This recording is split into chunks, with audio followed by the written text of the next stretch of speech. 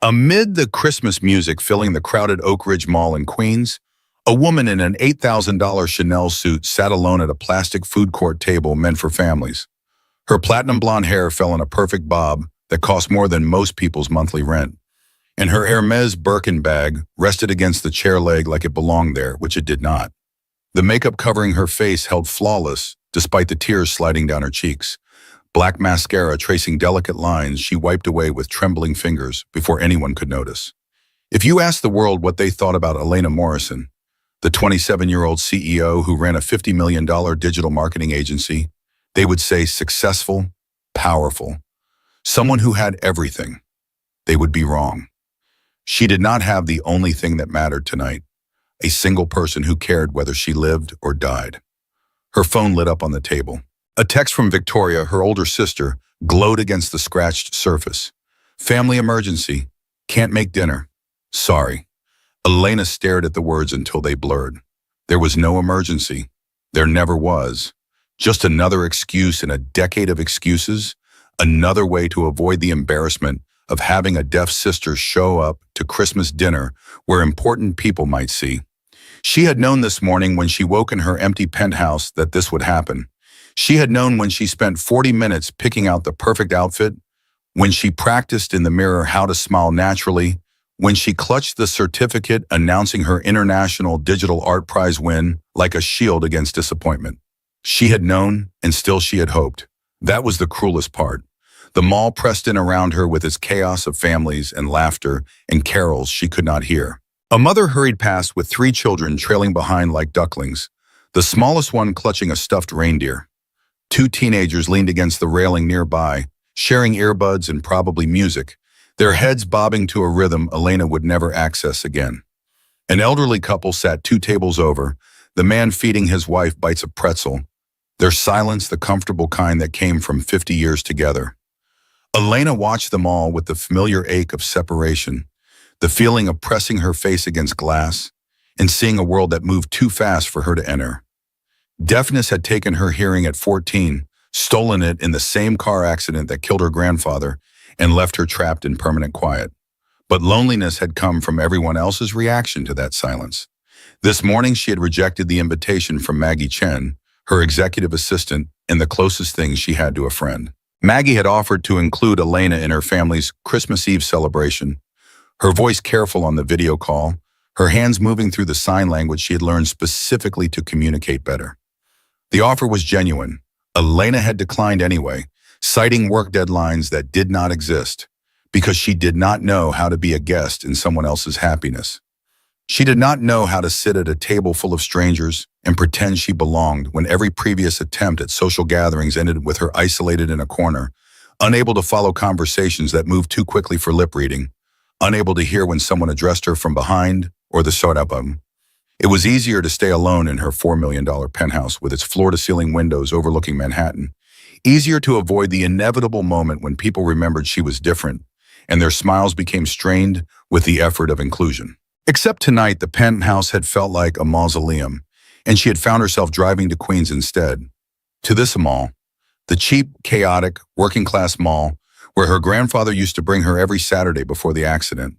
He would buy her soft pretzels from the vendor near the entrance and let her pick out books from the discount store, and they would sit exactly where she sat now, at these same plastic tables, and he would tell her stories about building his company from nothing.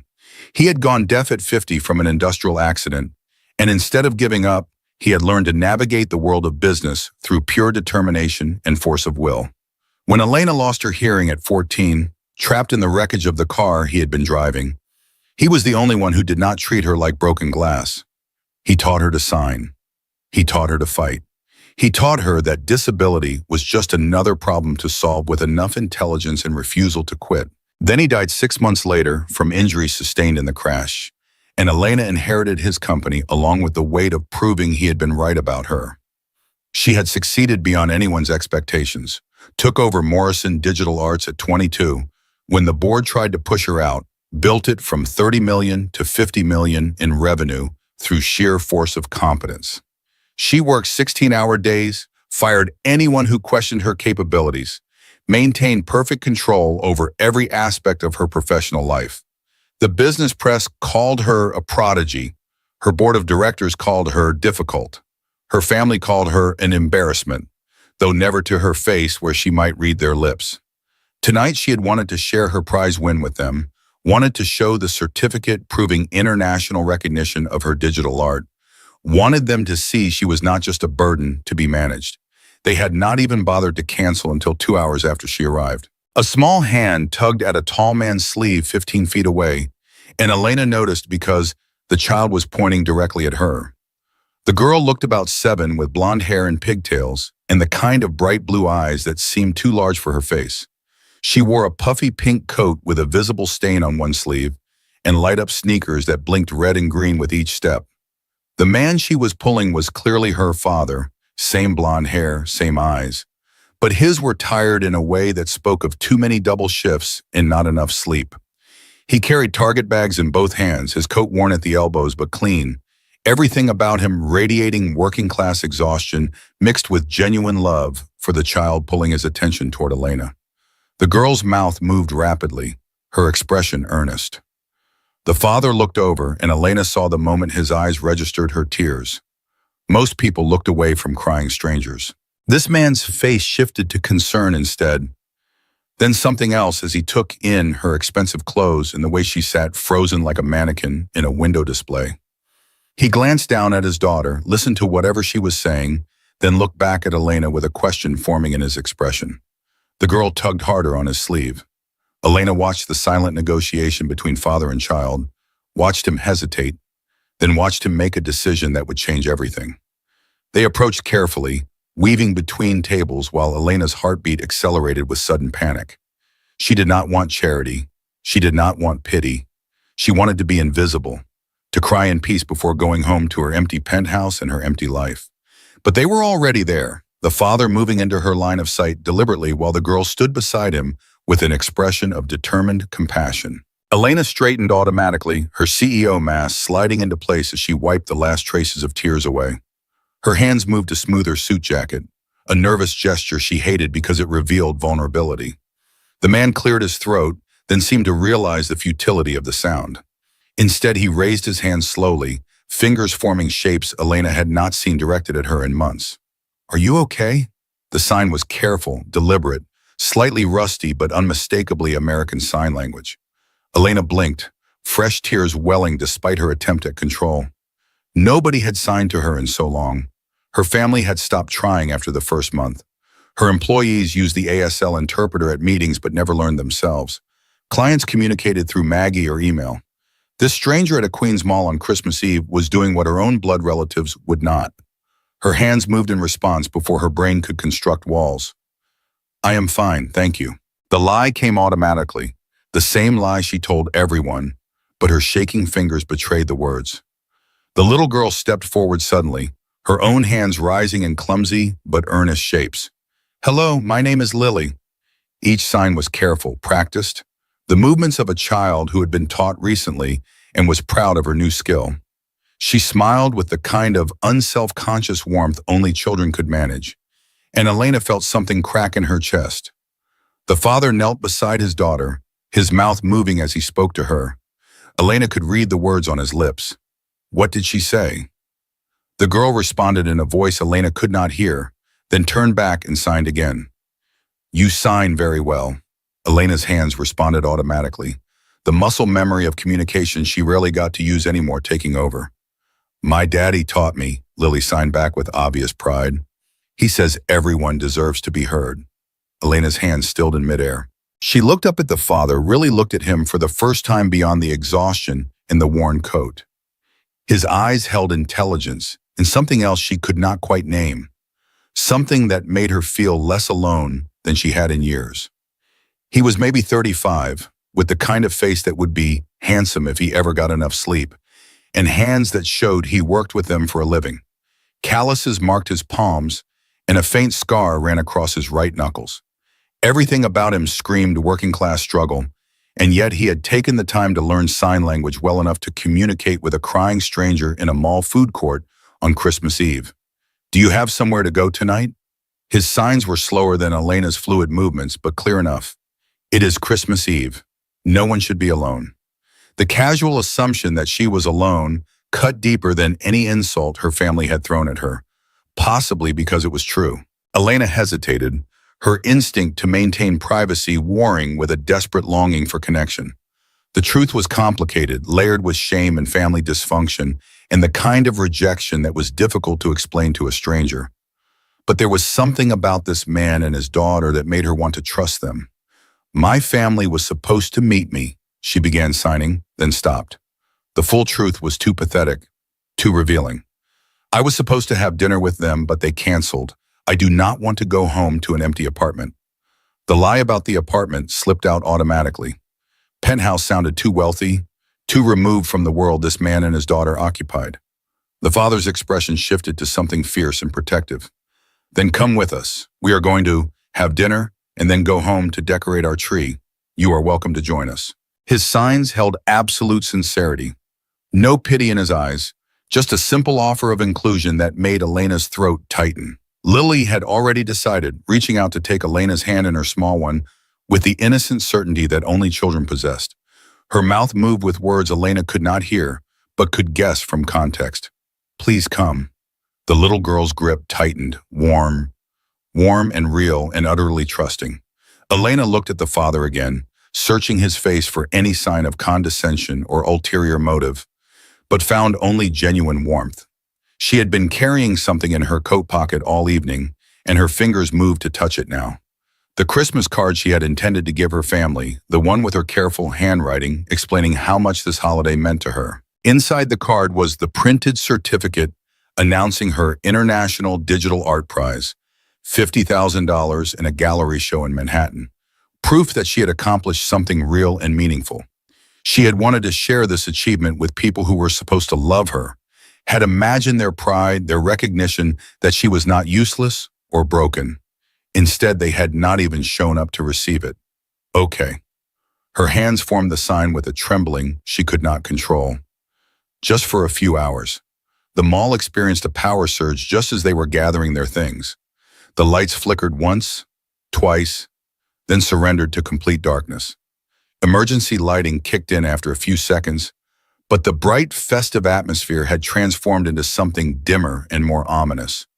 Through the tall windows lining the perimeter, Elena could see the blizzard outside intensifying, snow falling so heavily it erased the parking lot from view. The storm had turned serious while they were inside, the kind of Christmas Eve weather that would dominate tomorrow's news and trap people in their homes. Panic rose in Elena's throat immediately, visceral and overwhelming. Darkness terrified her in a way it did not frighten others because she could not hear warnings in the dark, could not hear footsteps approaching, could not hear danger until it was too late. When she was 9, Victoria had locked her in a closet during a thunderstorm as a joke, not understanding that for Elena, the experience was not mischief, but trauma. She had beaten on the door for what felt like hours, screaming silently into the void until her mother finally found her and pulled her out, angry at the mess she had made rather than concerned about her tears. The memory of that darkness, that complete isolation, had never left her. Now the mall filled with sounds she could not hear, with announcements over loudspeakers she could not understand, with the general chaos of too many people and too little light trying to reach the exits. Elena stood frozen by the fountain, her breath coming too fast, her vision narrowing to a tunnel. The professional mask she wore constantly, the cold CEO persona that kept everyone at a distance, shattered completely. Her hands clutched at her coat, her whole body trembling with the effort of staying calm while her mind screamed that she was trapped, isolated, completely vulnerable in a crowd of strangers who could not communicate with her. Then the father was there, moving into her line of sight with careful intention. His hands formed shapes she needed to see. Do not be afraid. Follow me. I will keep you safe. The words were simple, direct, exactly what she needed to hear without condescension or pity. Just a promise. The crowd surged around them as people tried to exit, tried to find their cars, tried to reach their families. Elena felt herself being jostled, felt the press of bodies too close, felt the overwhelming sensation of being lost in a sea of people she could not communicate with. A man's shoulder hit hers hard enough to make her stumble. A woman's shopping bag caught on Elena's coat. The emergency lighting cast strange shadows that made lip reading impossible. and she could not tell if people were angry or scared or giving her directions she desperately needed. The father reached out slowly, giving her time to pull away if she wanted, and took her hand. His grip was firm but gentle, anchoring her to reality when her mind was spiraling into panic. With his other hand, he held Lily, and together they formed a small chain as he navigated through the chaos toward the exit. Elena focused on his back, on following his path, on the solid warmth of his hand in hers. Lily looked back at her every few steps, offering small smiles of encouragement, her presence a bright point in the confusion. A security guard appeared in front of them suddenly, his mouth moving rapidly, his expression stern.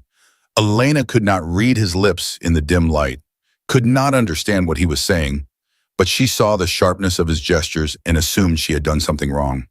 The panic that had been building in her chest peaked, and she felt her knees weaken, felt the room start to spin. Every childhood memory of being scolded for not responding, for not understanding, for not being normal enough, rushed back in a wave. The father stepped between them immediately, his body shielding Elena from the guard's line of sight. He spoke to the man, his mouth moving in what looked like calm explanation, one hand still holding Elena's, making it clear that she was with him, that she was not alone or lost or in need of assistance beyond his. The guard nodded after a moment and moved on to deal with other concerns. The father turned back to Elena and signed with one hand, awkward but determined. "He is gone. You are safe. We are almost outside." Lily squeezed Elena's hand, and the simple pressure of it, the uncomplicated comfort of a child's trust, helped Elena breathe again. They made it to the exit and pushed through the doors into the cold night air. Snow fell thick and fast around them, already covering the parking lot in a layer of white that made the familiar landscape look strange and dreamlike. The storm had turned dangerous, the kind of blizzard that would make travel treacherous and trap the unprepared. But standing in the glow of the mall's exterior lights, feeling the cold sting of snowflakes on her face, Elena felt her panic begin to recede. She could see clearly out here, could orient herself in space, could breathe without feeling like the walls were closing in. The father led them to his car, a 2008 Honda Civic that had seen better days, but was clearly well maintained. He opened the passenger door for Elena first, a gesture of courtesy that felt formal and oddly touching, then settled Lily in the back seat with practiced efficiency. Before he started the engine, he turned to Elena and signed carefully. "The roads will be bad. It might take a while to get home. Are you sure you want to come with us?" Elena nodded, surprised by the vehemence of her own certainty.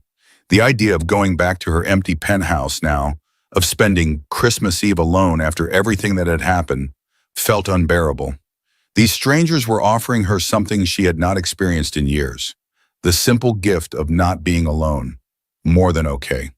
"Thank you for this."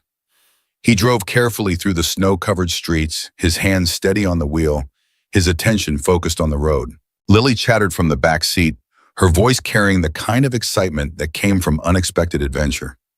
Elena watched the city pass by through the window, the familiar buildings of Queens made magical by the falling snow, and felt something unfamiliar stirring in her chest. Hope, maybe, or the beginning of it, the sense that maybe Christmas could be different this year. Then the car hit a patch of black ice and skidded sideways. The father fought to keep them on the road, his knuckles white on the steering wheel as he steered into the skid. Elena's body pressed against the door, her heart hammering as memories of the accident that took her hearing flooded back. Metal crunching, glass shattering, her grandfather's hand reaching for hers as the world spun. But the father was better at this than teenage her had been at handling that drunk driver's sudden swerve. He pulled them out of the skid and brought the car safely to the shoulder, though his hands were shaking slightly when he turned off the engine. They sat in silence for a moment, the snow piling up on the windshield, the world outside muffled in white. "I am sorry." His signs were stilted with adrenaline. That was frightening. Elena shook her head firmly. "You kept us safe. Thank you." From the back seat, Lily spoke, her voice small but serious. Elena could not hear the words, but she watched the exchange in the rearview mirror, saw the father's expression soften as he looked at his daughter. He turned to face Elena fully, his movements careful. "My daughter Lily says you seem like you need a family tonight. I told her we just met you, but she insists you should not be alone on Christmas.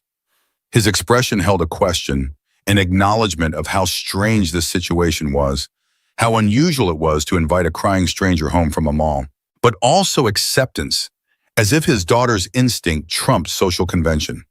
Elena felt tears build behind her eyes again, but these were different, cleaner.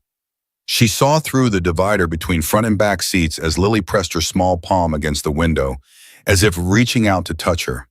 The little girl's face held such pure hope and uncomplicated affection that refusing felt impossible. The father got out to push the car free from the snowdrift they had slid into, his coat immediately covered in white, his breath visible in the cold air. Elena watched him work through the windshield. This stranger who had chosen to help her, who was now literally digging her out of the snow. The metaphor was not lost on her. She had been buried for so long, trapped under the weight of her family's rejection, her own sense of worthlessness, the accumulated disappointments of being different in a world that punished difference. And here was someone willing to get cold and wet and tired to pull her free. When they finally made it to his apartment building, the warmth that greeted them felt like an embrace. It was a modest brick structure in Woodside, the kind of building where working families lived, where neighbors knew each other's names and helped with groceries.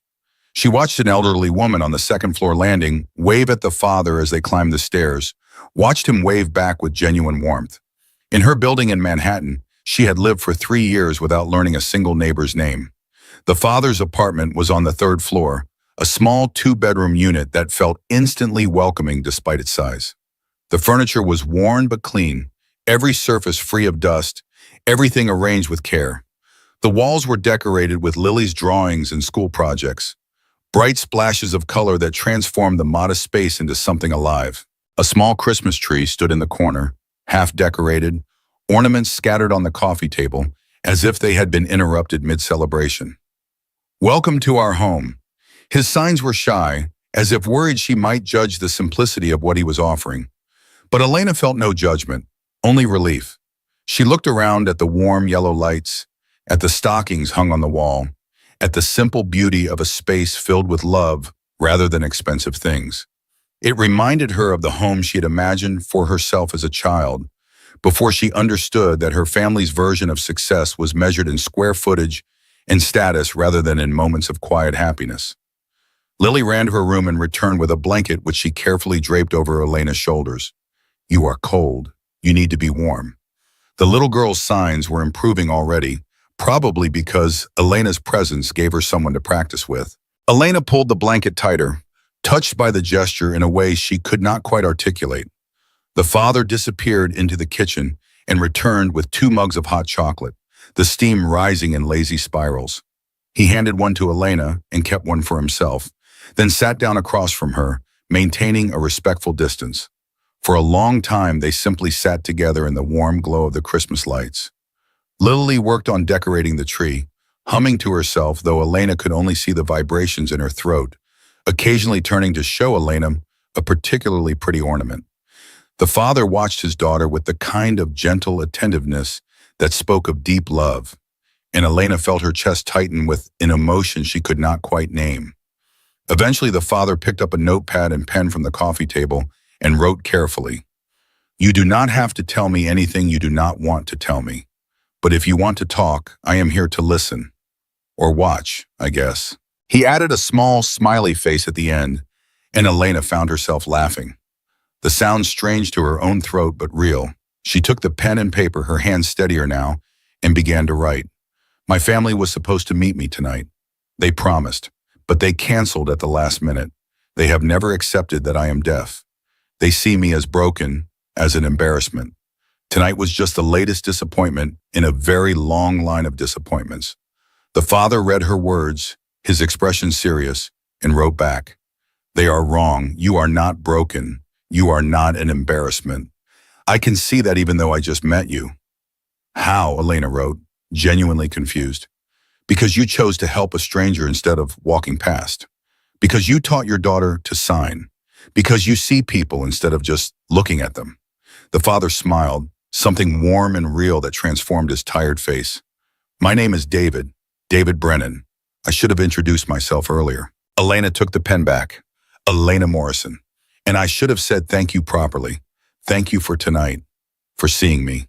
They decorated the tree together, the three of them working in quiet harmony. David helped Lily hang the higher ornaments while Elena arranged the lower ones, her artist's eye creating a balance and beauty that transformed their simple tree into something special. They drank hot chocolate and ate cookies that were slightly burned but still delicious. They played a card game that Lily taught Elena, the rules simple enough to follow without words. And slowly, gradually, Elena felt something inside her unclench. Some terrible tension she had carried for so long that she had forgotten it was there. Near midnight, there was a sharp knock at the door. David opened it to find a woman standing in the hallway, her expression cold and furious. Elena recognized her immediately and stood up, the blanket falling from her shoulders, her whole body going rigid with shock and fear. Victoria pushed past David without invitation and strode into the apartment. She was dressed expensively in a designer coat that probably cost more than David's monthly rent, her hair perfect despite the snow, everything about her radiating the kind of wealth and status that looked completely out of place in this working-class apartment. "What the hell do you think you are doing, Elena?" Victoria's mouth moved rapidly, angrily, and Elena struggled to keep up with the words in her peripheral vision while watching David's confused face. The fragments she caught were enough. Embarrassing the family, irresponsible, strangers, playing poor. David moved to stand beside Elena, his presence solid and protective. He spoke to Victoria in a tone that was calm but firm, though Elena could not hear what he said. Whatever it was made Victoria turn her attention to him, her expression shifting to something even more contemptuous. "And who are you?" Victoria's words were clear enough for Elena to read, dripping with scorn. "Some random man who thinks he can fix my broken sister? She cannot hear you, in case you have not noticed. She is useless, a burden, and she certainly does not need you playing hero." Lily burst from her room where she had retreated when the yelling started, her small face fierce with anger and hurt. She ran to Elena and wrapped her arms around her waist, glaring at Victoria with all the righteous fury of a child who had witnessed injustice. Elena could not hear what Lily shouted, but she could see the little girl's mouth moving rapidly, could see tears on her cheeks, could feel the protective embrace. Victoria turned her cold gaze to the child, then back to Elena. "This is none of your concern. Elena is coming home with me now, where she belongs." But David stepped forward, putting himself between Victoria and Elena. His hands moved at the same time as his mouth, signing for Elena's benefit, even as his words reached her sister. "Do you want to leave? Do you want to go with your sister?" His signs were clear, his face serious. "It is your choice. No one can make you go anywhere." Elena's hands trembled as she signed back, her movements small but definite. "No, I do not want to go. I want to stay here where people see me as a person, not as a problem to be solved or hidden away." Victoria's face flushed with anger and something that might have been shame, though she would never admit it. "You are making a scene. You are embarrassing yourself and this family." Elena's signs grew stronger, more certain. "I am making a choice. I am choosing to be somewhere I am wanted for once. I am choosing people who do not look at me with pity or disgust. I am choosing to start my life over away from all of you." The words hung in the air between them, heavy with years of accumulated hurt. Victoria opened her mouth to respond, then closed it again. For just a moment, something flickered across her face, something that might have been regret or recognition of the damage that had been done. But it passed quickly, replaced by the familiar mask of cold superiority. "Fine. If you want to throw away your family for these strangers, that is your choice. But do not come crying back to us when this all falls apart. Do not expect us to take you back when he gets tired of babysitting a deaf girl who cannot even take care of herself." She turned on her heel and left, slamming the door behind her hard enough to rattle the frame. In the silence that followed, Elena felt her knees weaken. She had stood up to her sister for the first time in her life, had chosen herself over the family that had rejected her, and the weight of it was overwhelming. David caught her elbow gently, steadying her, and led her to the couch. Lily climbed up beside her and took her hand, holding it tightly. "You were very brave." David's signs held admiration and concern. "Are you okay?" Elena took a shaky breath and signed back. I do not know, but I think I will be. That night, Elena slept on David's couch, wrapped in warm blankets that smelled faintly of laundry detergent and cinnamon. She lay awake for a long time, watching the lights from the Christmas tree cast gentle shadows on the ceiling, existing in the silence that was her constant companion. But this silence felt different somehow. It felt less like isolation and more like peace. In the morning, Lily was the first one awake, as children often are on Christmas morning. She crept into the living room and found Elena already sitting up, watching the snow fall outside the window. The storm had passed during the night, leaving the city blanketed in white, pristine, and beautiful. Lily held out a small wrapped package, the paper wrinkled and the bow crooked, clearly wrapped by small hands without adult supervision. Elena took the gift with trembling hands, carefully peeling back the paper. Inside was a pair of knitted gloves, cream-colored and soft, slightly uneven in places, but made with obvious care. They fit perfectly when Elena tried them on, and she looked up at Lily with tears in her eyes. I made them, Lily signed carefully, the movements clumsy but sincere. So your hands will not be cold when you talk. The simple thoughtfulness of it, the recognition that Elena's hands were her voice, that keeping them warm meant keeping her ability to communicate intact, broke something loose in Elena's chest. She pulled Lily into a hug, holding the little girl close, feeling the way her small body fit perfectly in her arms. David appeared in the doorway holding 3 mugs, coffee for the adults and hot chocolate for Lily, his hair still messy from sleep. He smiled when he saw them embracing, a smile that was shown and genuine and full of warmth. He set the mugs down and sat on the edge of the couch, and for a moment the 3 of them simply existed together in the golden morning light. Strangers 20 hours ago who were beginning to feel remarkably like family.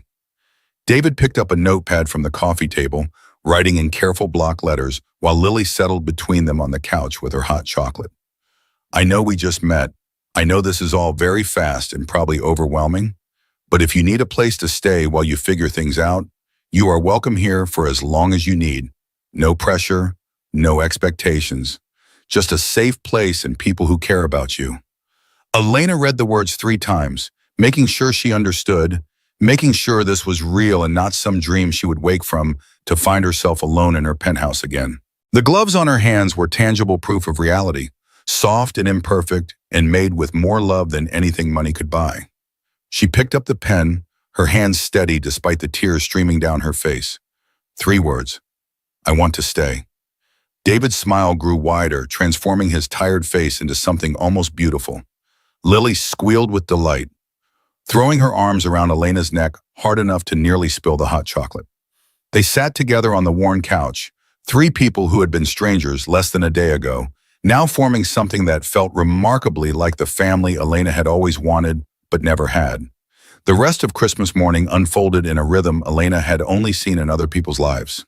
They made breakfast together, scrambled eggs and toast that tasted better than any catered meal from her usual Michelin-starred service. David showed Elena how he organized the tiny kitchen with military precision, every utensil in its place, a system born from necessity rather than choice.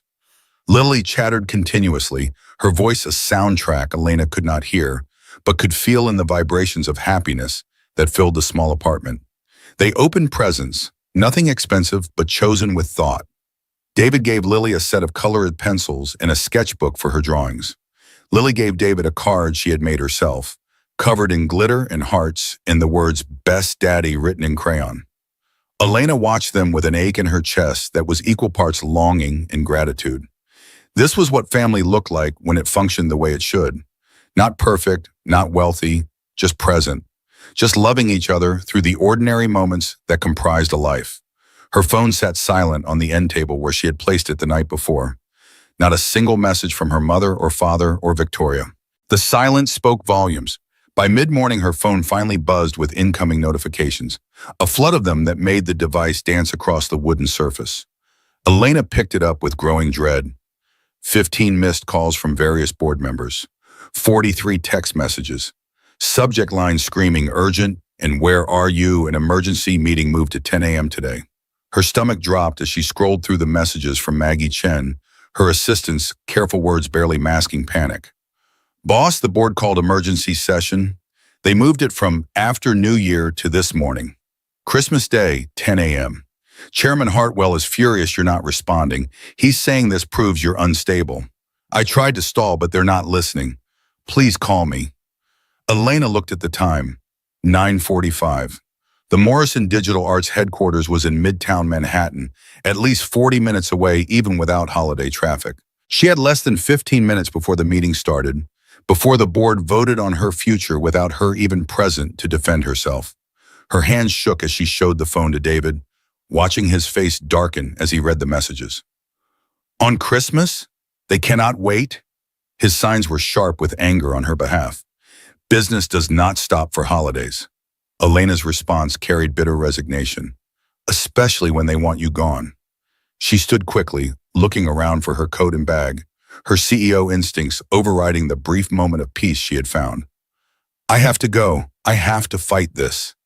Lily appeared from her bedroom, her face falling when she saw Elena gathering her things. But we have not opened all the presents yet. We were going to watch movies and eat Christmas cookies all day. The little girl's disappointment hit Elena harder than any board member's criticism ever had. David knelt beside his daughter, signing as he spoke so Elena could follow. Miss Elena has to go to work, sweetheart. Important people need to talk to her. Lily's eyes filled with tears. On Christmas? That is mean. They should let her have Christmas. They should. David's agreement was gentle but firm. But sometimes grown-ups have to do hard things even when it is not fair. We will see Miss Elena again soon. He looked up at Elena with a question in his eyes, the uncertainty of someone who had just met a person and had no idea if soon was a promise or a polite lie. Elena signed directly to Lily, making sure the child could see her clearly. I will come back, I promise. As soon as the meeting is over, I will come back here, if you still want me to. Lily nodded vigorously, then launched herself at Elena for another fierce hug. David walked Elena to the door, his notepad in hand. Whatever happens in that meeting, remember this. You are enough, with or without that title. The words settled into Elena's chest like stones, heavy and grounding. Easy for you to say. Her response came out sharper than she intended. You do not have 40 people depending on your paycheck. You do not have a legacy to protect. David's expression tightened, hurt flashing across his face before he controlled it. No, I only have one person depending on me. But Lily is my whole world. I understand pressure, Elena, just different kind. He stepped back, creating distance that felt like more than physical space. Elena wanted to apologize, to take back the dismissive words, but the Uber she had called was already pulling up outside. She scribbled quickly on the notepad. I am sorry, that was cruel. I am just scared. David nodded, accepting but not quite forgiving. Go. Fight for what is yours. We will be here when you get back. The ride to Manhattan felt like traveling between universes. Queens disappeared behind her, replaced by the gleaming towers of Midtown, the world of wealth and power she had built her life around. Elena used the time to transform herself, pulling her professional mask into place piece by piece. She finger-combed her hair into submission, wiped away the last traces of tears, straightened her Chanel suit that had gotten wrinkled sleeping on David's couch. By the time the car pulled up to the Morrison Digital Arts building, she looked like the CEO everyone expected. Cold, controlled, untouchable. The boardroom was glass and steel and minimalist design, everything in it chosen to project power and success. 7 board members sat around the polished table, 5 men and 2 women, average age 55 and up. All of them hearing, and most of them old enough to remember when deaf people were still institutionalized rather than integrated. Chairman Richard Hartwell sat at the head of the table, his silver hair perfectly styled, his expression radiating disapproval. The ASL interpreter Morrison Digital employed for legal compliance stood in the corner, her hands ready, but her face neutral in that way professionals had when they were about to witness something ugly. Miss Morrison, Hartwell's voice carried across the room, filtered through the interpreter's signs. Glad you could join us on Christmas. His tone made it clear this was not gladness, but condemnation. You called emergency meeting. Elena's voice was measured, each word carefully pronounced the way she had practiced for years. I came. She moved to her usual seat at the table, the one her grandfather had occupied before her, and met each board member's eyes in turn. Patricia Chen looked uncomfortable, avoiding Elena's gaze. James Whitmore at least had the decency to appear conflicted. The others ranged from neutral to openly hostile. "We are concerned." Hartwell leaned forward, his fingers steepled in a gesture Elena recognized as performative authority. "Your behavior has become erratic. Missing family obligations. Spotted at a Queens mall far beneath your usual standards. Spending the night with unknown individuals.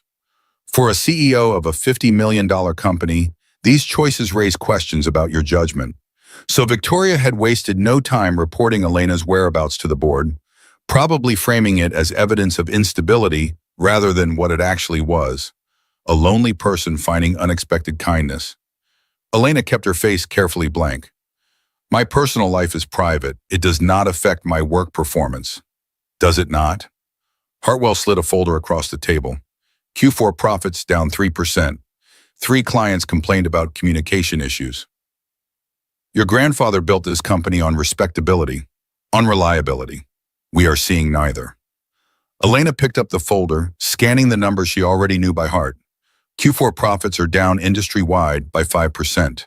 We are outperforming market conditions. She signed as she spoke, making sure the interpreter caught every word. "As for client complaints about communication issues, those are complaints about my deafness, not my competence. Perhaps you should examine which clients have the problem and which CEO you are trying to remove." Board member Patricia Chen finally looked up, her expression pained. "Elena, we are not trying to attack you. We are worried. The company needs strong leadership. And if you are going through personal struggles, maybe it is time to consider whether this role is too much stress." Translation: maybe it is time for the deaf girl to step aside for someone more normal. Elena had heard variations of this argument her entire professional life. "What you call personal struggles, I call having a life outside this boardroom. Something I am entitled to.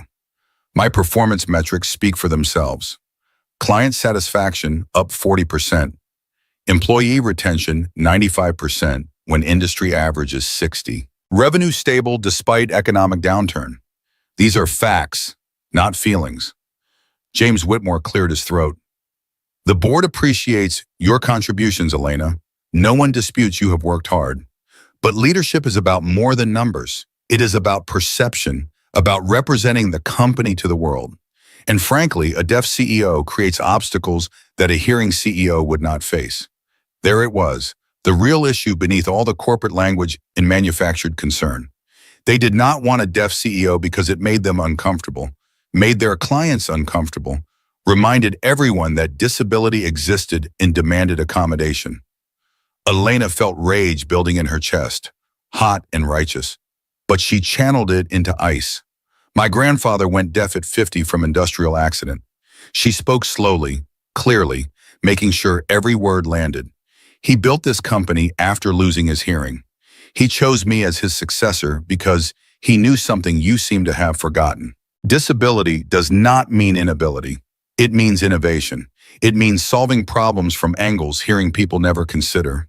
It means I work twice as hard to prove myself every single day, which makes me exactly the kind of leader this company needs." Hartwell's expression hardened. "The board will vote on January 2nd, after the holidays. We will give you time to reconsider your recent choices and perhaps step down gracefully. We can offer generous severance, a seat on the advisory board. You would still be connected to your grandfather's legacy without the burden of daily operations." His words were a trap disguised as mercy. If she stepped down now, she would never get the position back. If she fought and lost the vote, she would be publicly humiliated. Either way, they got what they wanted. "No," Elena stood, her voice cutting through the room. "January 2nd, you will vote, and you will see that I am not going anywhere. You want me out? You will have to force me out. Good luck explaining to the press and shareholders why you fired a CEO with record performance metrics, because you are uncomfortable with sign language." She walked out before they could respond, her heels clicking on the marble floor, her head high despite the trembling in her legs. The elevator doors closed on Hartwell's face, red with anger, and Elena sagged against the wall. The professional mask cracked, splintering into pieces as the reality of what had just happened sank in. They were going to vote her out. 4-3 against her, if Maggie's intelligence was correct. She had 1 week to change their minds or lose everything her grandfather had built. The Uber driver she had kept waiting took one look at her face and asked if she was okay. Elena could not hear the question, but she saw concern in his eyes reflected in the rearview mirror. She pulled out her phone and typed, "Just drive. Anywhere." The driver nodded and started moving through the empty Christmas Day streets of Manhattan. They ended up at Central Park, near Bethesda Fountain, where almost no one gathered on Christmas morning. Elena sat on a cold stone bench watching snow drift down through bare tree branches, her breath visible in the freezing air. Her phone rang with an incoming FaceTime call from Maggie. Elena answered, watching her assistant's face fill the screen, Maggie's hands already moving through the signs they used to communicate privately. "Boss, where are you? I heard about the meeting. Patricia called me. She feels guilty. She wanted you to know the vote is currently 4-3 against you." Elena signed back with hands that felt numb from cold despite Lily's gloves. "I know. I could see it in their faces. They have already decided, not completely." Maggie's expression was fierce. "We can fight this. The gallery show January 15th.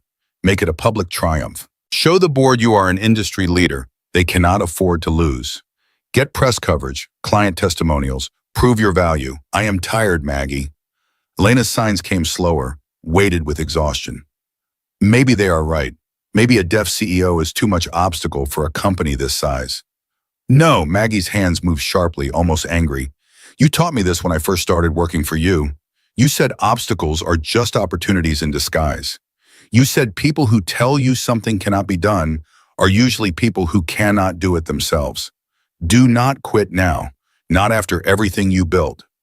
The words hit Elena harder than the board's criticism had, possibly because they were her own words being used against her.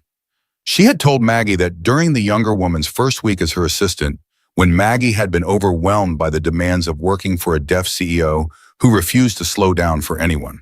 Elena had built a career on refusing to quit, on proving everyone wrong, on being so competent that her deafness became irrelevant. But somewhere along the way, she had forgotten why she was fighting. Forgotten that success without connection was just elaborate loneliness. The man and child I stayed with.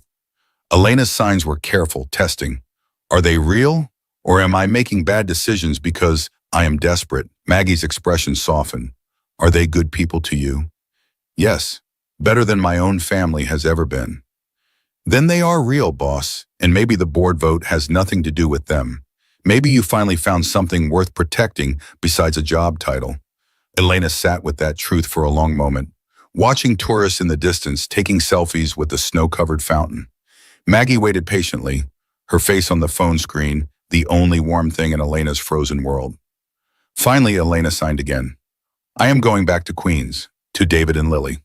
Can you handle the board intelligence gathering? Already on it. Maggie's smile was sharp. I will find everything we need to know about Hartwell's real motivations. Just promise me you will show up January 2nd ready to fight. I promise. Elena ended the call and told her driver the Woodside address, surprising herself with how easily it came to memory after only one visit. The streets of Queens felt different in daylight, scruffier than Manhattan, but more alive somehow. The driver dropped her at David's building just after 2 in the afternoon, 5 hours since she had left for the board meeting that demolished her carefully constructed professional life. She knocked on the apartment door with hands that shook from more than cold. Lily answered, her face lighting up with pure joy. Miss Elena, you came back. The little girl threw herself at Elena's waist with enough force to make her stumble. David appeared behind his daughter, surprise and something that might have been relief crossing his face. Meeting over already? His signs were careful, neutral, giving Elena space to explain or not explain as she chose. It was difficult. Elena's response was understated. Can I stay a few hours? I need somewhere that feels safe. David stepped aside immediately, gesturing her into the warmth. Of course, you are always welcome here. The words settled around Elena like Lily's blanket from the night before, simple but infinitely comforting. Connie Rodriguez appeared in the hallway carrying a casserole dish, her weathered face breaking into a broad smile when she saw Elena. The older woman's English carried a thick Puerto Rican accent, but she spoke slowly enough that Elena could follow her lips. Mija, David said you might come back. I bring extra food. You too skinny. Elena found herself pulled into a hug that smelled like sofrito and unconditional acceptance. The afternoon blurred into evening in a haze of domestic normalcy that Elena had never experienced. Connie's grandsons arrived, teenagers who treated Elena with cheerful respect rather than the wariness she usually faced. They played board games that required no speaking, just strategy and luck. And Elena won twice through sheer competitive drive that made everyone laugh.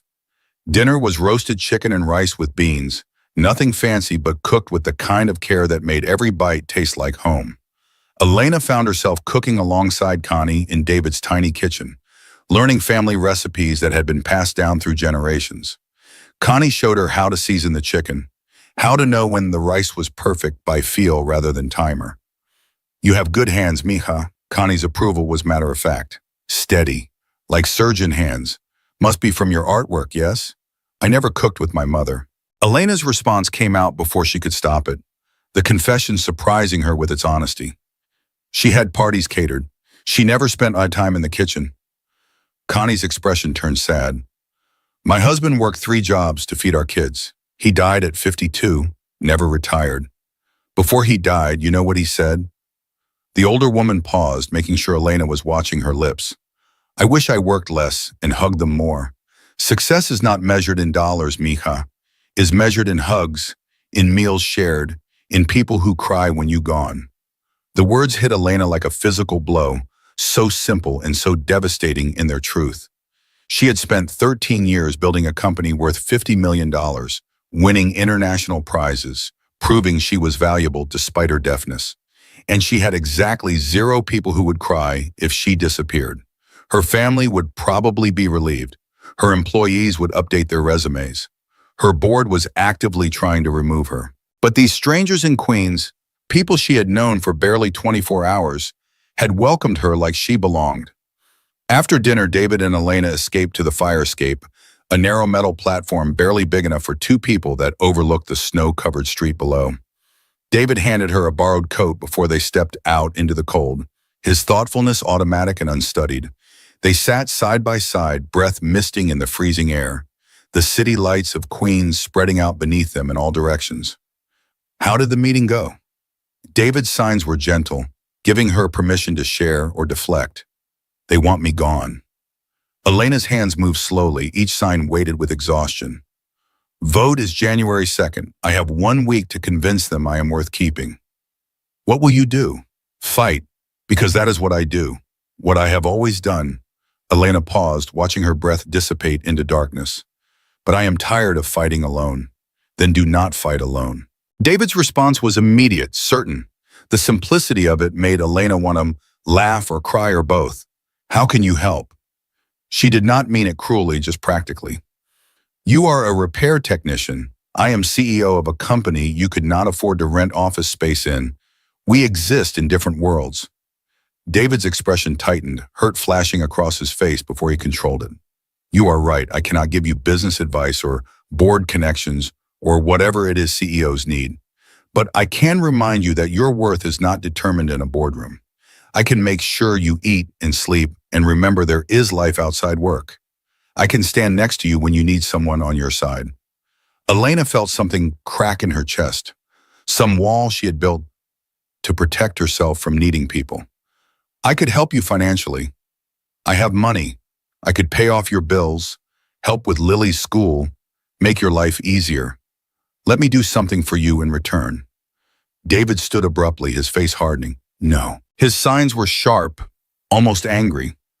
"I do not need charity. It is not charity. It is gratitude. You gave me Christmas I will never forget. Let me give something back." "Elena, I helped you because I wanted to, not for payment. Long taught is not a transaction where you owe me compensation." The mixing of English and what must have been another language she could not identify showed his agitation. "I did not mean to insult you." Elena stood as well, trying to bridge the sudden distance between them. "I am sorry. I am used to solving everything with money. I forgot people are not problems to fix." David's shoulders relaxed slightly. "I know you meant well, but my answer is no. I have my pride, and it is about all I have besides Lily. Let me keep it." They stood in awkward silence on the fire escape. the cold seeping through their borrowed coats. The easy connection from earlier that day fractured by the reality of their different worlds. Finally, David signed again. It is late. You should probably go home to your apartment. Get some rest before you have to fight your board. The dismissal stung more than Elena expected. Right, I will call a car. She moved toward the window leading back inside, but David caught her wrist gently, stopping her. I am sorry, I was defensive. You can stay if you want to. Lily would be heartbroken if you left without saying goodbye. Elena nodded, not trusting herself to sign a response. Inside the apartment, Lily was already asleep on the couch, curled up with her favorite stuffed animal. David carried her to bed with the practiced ease of a single parent, and Elena watched from the doorway, her chest tight with longing for this kind of casual tenderness. When David returned, he set up the couch for Elena with clean sheets and extra blankets. They moved around each other carefully, both aware of the tension humming between them. Before David retreated to his own bedroom, he wrote on the notepad one more time. I do understand pressure. When my wife left, she told the local newspaper I was an inadequate provider. Everyone in the neighborhood knew my failure, but I survived their judgment. You will survive your boards. Elena read the words twice, understanding this was his attempt to apologize without actually apologizing. Thank you for letting me stay. For everything.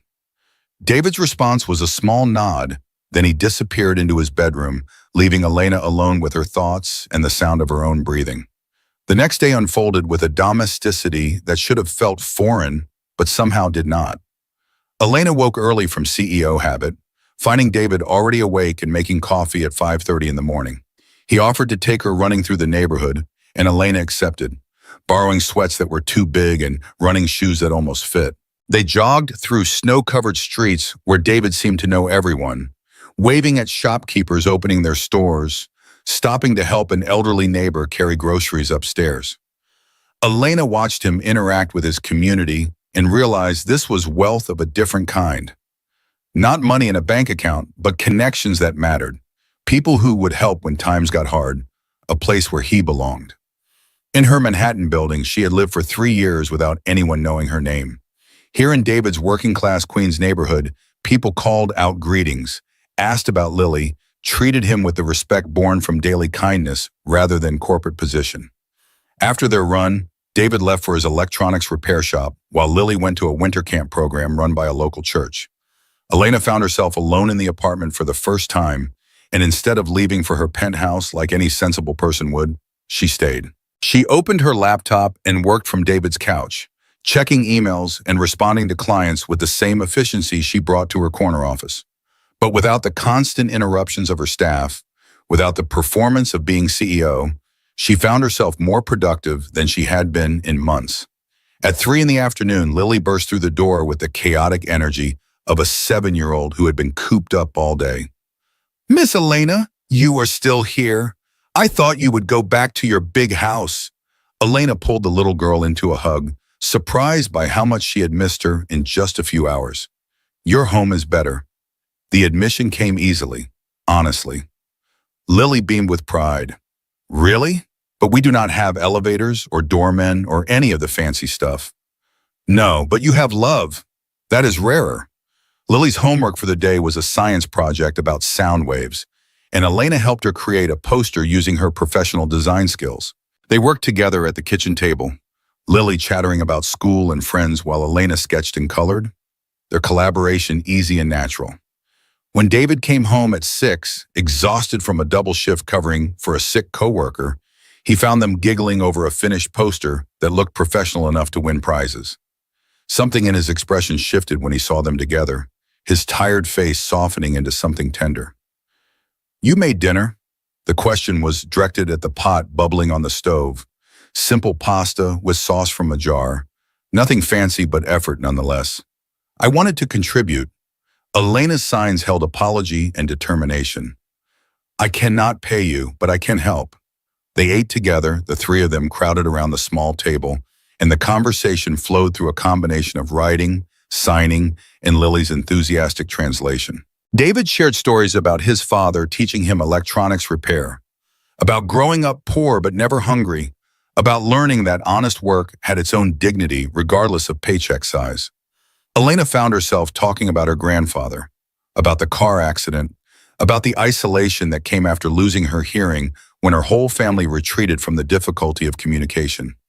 I grew up with everything money could buy. Elena's hands moved slowly, thoughtfully. You grew up with everything money cannot buy. Guess who turned out richer? David's smile was slow and genuine. We both have things the other needs. Maybe that is enough. The words hung between them, heavy with implications neither was quite ready to examine. They cleared dishes together, moving around the tiny kitchen in a dance that was becoming familiar. And Elena felt peace settling over her like Lily's handmade gloves, imperfect but infinitely precious. The next morning brought a sharp knock on the door that shattered their fragile bubble of domesticity. David answered to find Victoria standing in the hallway again, but this time she was not alone. Their father, Robert Morrison, stood beside her, distinguished in his expensive overcoat, his face carefully neutral in that way wealthy men had when they were uncomfortable but too well-bred to show it. Elena's stomach dropped. Her father had not spoken directly to her in 2 years, communicating only through Victoria or their mother when absolutely necessary. Seeing him now in David's modest apartment building felt like universes colliding in ways that could only end in disaster. Victoria's mouth moved rapidly as she pushed past David into the apartment. Elena caught fragments, enough to understand this was an intervention disguised as reconciliation. Father wants you to come home. We all do. The words were lies wrapped in concern, and Elena's hands clenched into fists inside Lily's gloves. But then Robert stepped forward, and his hands moved in careful, deliberate shapes. Hello, Elena. I am sorry about Christmas. The signs were basic, clearly recently learned, but the effort behind them made Elena's breath catch. Her father was signing to her. For the first time in 13 years, her father was attempting to communicate in her language. Victoria's expression flickered with something that might have been jealousy before she controlled it. Dad has been practicing. He wants to connect with you properly. We both do, but you have to stop this. She gestured dismissively at the apartment, at David who stood protectively near Elena, at the evidence of working-class life that surrounded them. The board called an emergency meeting yesterday. They are worried about your stability. This is not helping. Emergency meeting. Elena's signs were sharp. You mean the meeting where they want to vote me out as CEO? Victoria had the grace to look uncomfortable. They are considering leadership transition. But Father can help. She turned to Robert. Tell her. Robert's signing was slow but sincere. I have connections. I can call board members, present your performance data, convince them you are a capable leader. But Elena, you have to help me help you. Come home. Let us present United Family Front. The offer was everything Elena should want. Her father's support, his business connections, the weight of the Morrison family name behind her. But the condition underneath remained unspoken. Leave David and Lily, return to the world where she belonged, stop embarrassing them with her association with working-class strangers. Lily emerged from her bedroom where she had been doing homework, her small face confused. Miss Elena, who is at the door? Victoria's contempt was immediate and transparent, even without sound. You are babysitting now, CEO of a $50 million company, playing house with a technician's child? Elena's rage was ice cold and utterly controlled. I am spending time with family, real family, people who see me as more than a problem to manage. Robert stepped between his daughters, his hands moving carefully. Your mother does not know I am here. I came because I want to support you, whatever you decide. But the vote is public now, Elena. January 2nd, 10 a.m., they are inviting press to board meeting. They want to make an example. The news hit Elena like a physical blow. Public vote with media present meant her humiliation would be industry-wide, a cautionary tale about disabled CEOs who could not handle the pressure. Or it could be her vindication, proof that competence mattered more than hearing. Either way, the stakes had just escalated beyond anything she had prepared for. What do they gain from public spectacle? David's question was directed at Robert, his voice carrying an edge Elena had not heard before. If they vote her out privately, it is internal business decision. Public means they want to send message. Robert looked at David with new assessment, recognizing intelligence beneath the worn work clothes. You are right. Chairman Hartwell wants us to prove disabled leadership is his liability. Make it clear to industry that Morrison Digital is returning to traditional standards, which means if I step down gracefully, they win quietly. Elena's hands move faster now, anger fueling each sign. If I fight and lose publicly, they win loudly. I cannot win. You can. Robert's response surprised her. By fighting publicly and winning, show the world that deaf CEO is not only viable but superior. Make them vote against you on record, then prove them wrong through performance. His signs were clumsy, but his logic was sound. Why are you helping me now? Elena's question carried 13 years of hurt. You have ignored my deafness since the accident. You stopped trying to communicate, stopped including me in family events, stopped being my father. Why do you suddenly care? Robert's face crumpled, aged beyond his 58 years. Because I was a coward. Your mother said it was easier to let you be independent, that you did not need us interfering. I believed her because it was convenient, but watching you build a company alone, win international prizes alone, face the board alone, I am ashamed. You deserved a father who fought for you. I am trying to be that now, even if it is too late. The raw honesty in his admission broke through Elena's defenses in ways Victoria's manipulation never could. She had spent years hating her father for his weakness, for choosing her mother's comfort over her needs. But seeing him now, signing with hands that trembled from effort and emotion, she recognized something familiar. He was scared the same way she was scared. Scared of failing, of being inadequate, of not knowing how to fix what was broken. I will think about your help. Elena's signs were careful, non-committal, but I am not leaving David and Lily. Not for you, not for the board, not for anyone. Victoria's expression hardened. You are choosing them over your company, over grandfather's legacy. No. Elena's response was absolute. I am choosing to have both. To be CEO and have a life. To succeed professionally without sacrificing personally. If the board cannot accept that, then they are the ones with the problem. Not me. Robert nodded slowly. Okay, I will help how I can. Call me when you are ready. He pulled out his business card and placed it on the coffee table, then left with Victoria trailing behind, her face tight with frustration. After they were gone, David signed carefully. Your father seems genuine, different from your sister. Elena collapsed onto the couch, exhausted from the confrontation. He is weak. He has always been weak. But maybe weak is better than cruel. The next days blurred together in a strange rhythm as Elena split her time between David's apartment and her own work. She would spend mornings at Morrison Digital, fighting fires and strategizing with Maggie about the upcoming public vote. Afternoons she would return to Queens, helping Lily with homework or cooking dinner with guidance from Connie, or simply sitting with David in comfortable silence that required no words. Her phone buzzed constantly with media requests, board member calls, Victoria's increasingly desperate attempts to control the narrative. Maggie called late one evening, her face on the video screen lit by her office lights. Boss, I found something. Chairman Hartwell has a conflict of interest. His son's company, Hartwell Media, bid for a contract with Morrison Digital last month. Your decision as CEO to reject the bid because it did not meet quality standards. Now Hartwell Sr. wants you out, probably hoping new CEO will approve his son's inferior work. Elena's hands moved quickly. That is corruption. Provable corruption. We can use this. It is also risky. Maggie's expression was worried. If you expose him publicly and still lose the vote, you will have made an enemy with nothing to show for it. Better than losing quietly. Elena's decision was immediate. Send me all the documentation. I will present it at the January 2nd meeting. By New Year's Eve, Elena had been living between two worlds for nearly a week.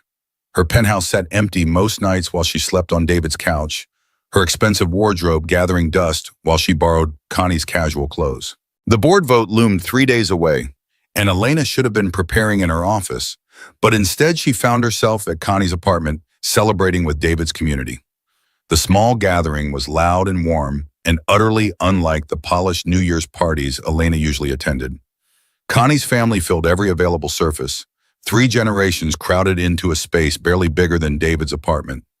Music played that Elena could not hear, but could feel through the vibrations in the floor.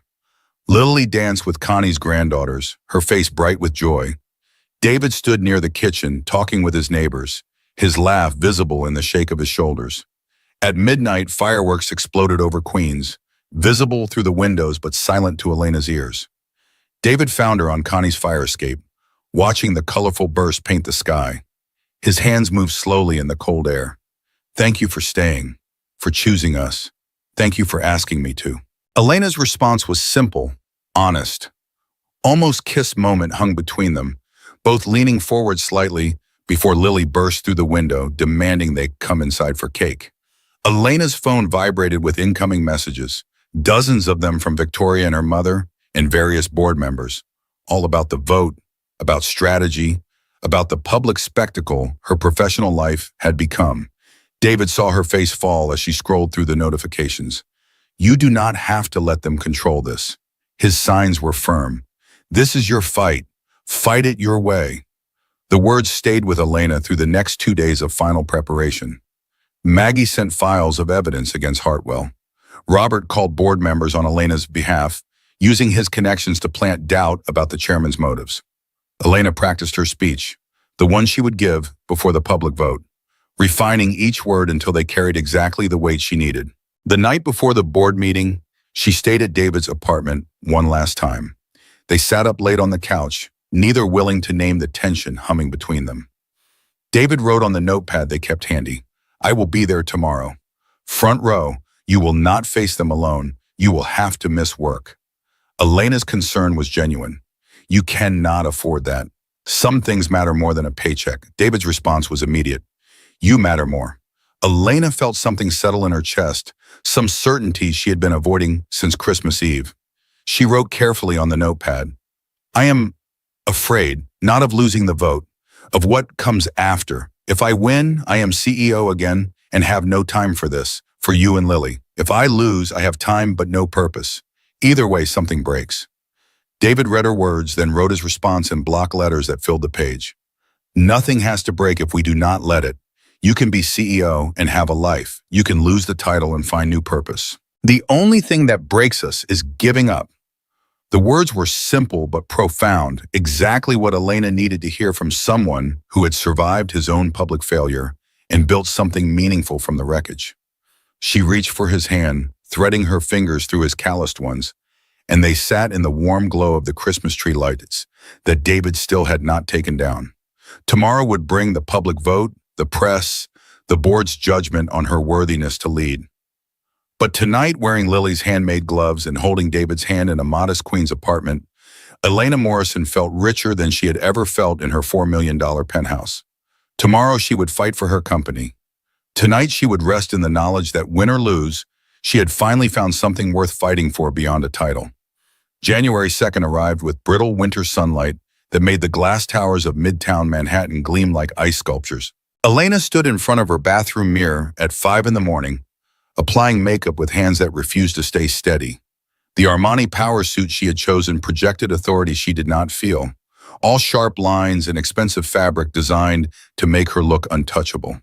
She studied her reflection and saw the CEO mask sliding into place piece by piece, the cold expression that had protected her through years of boardroom battles.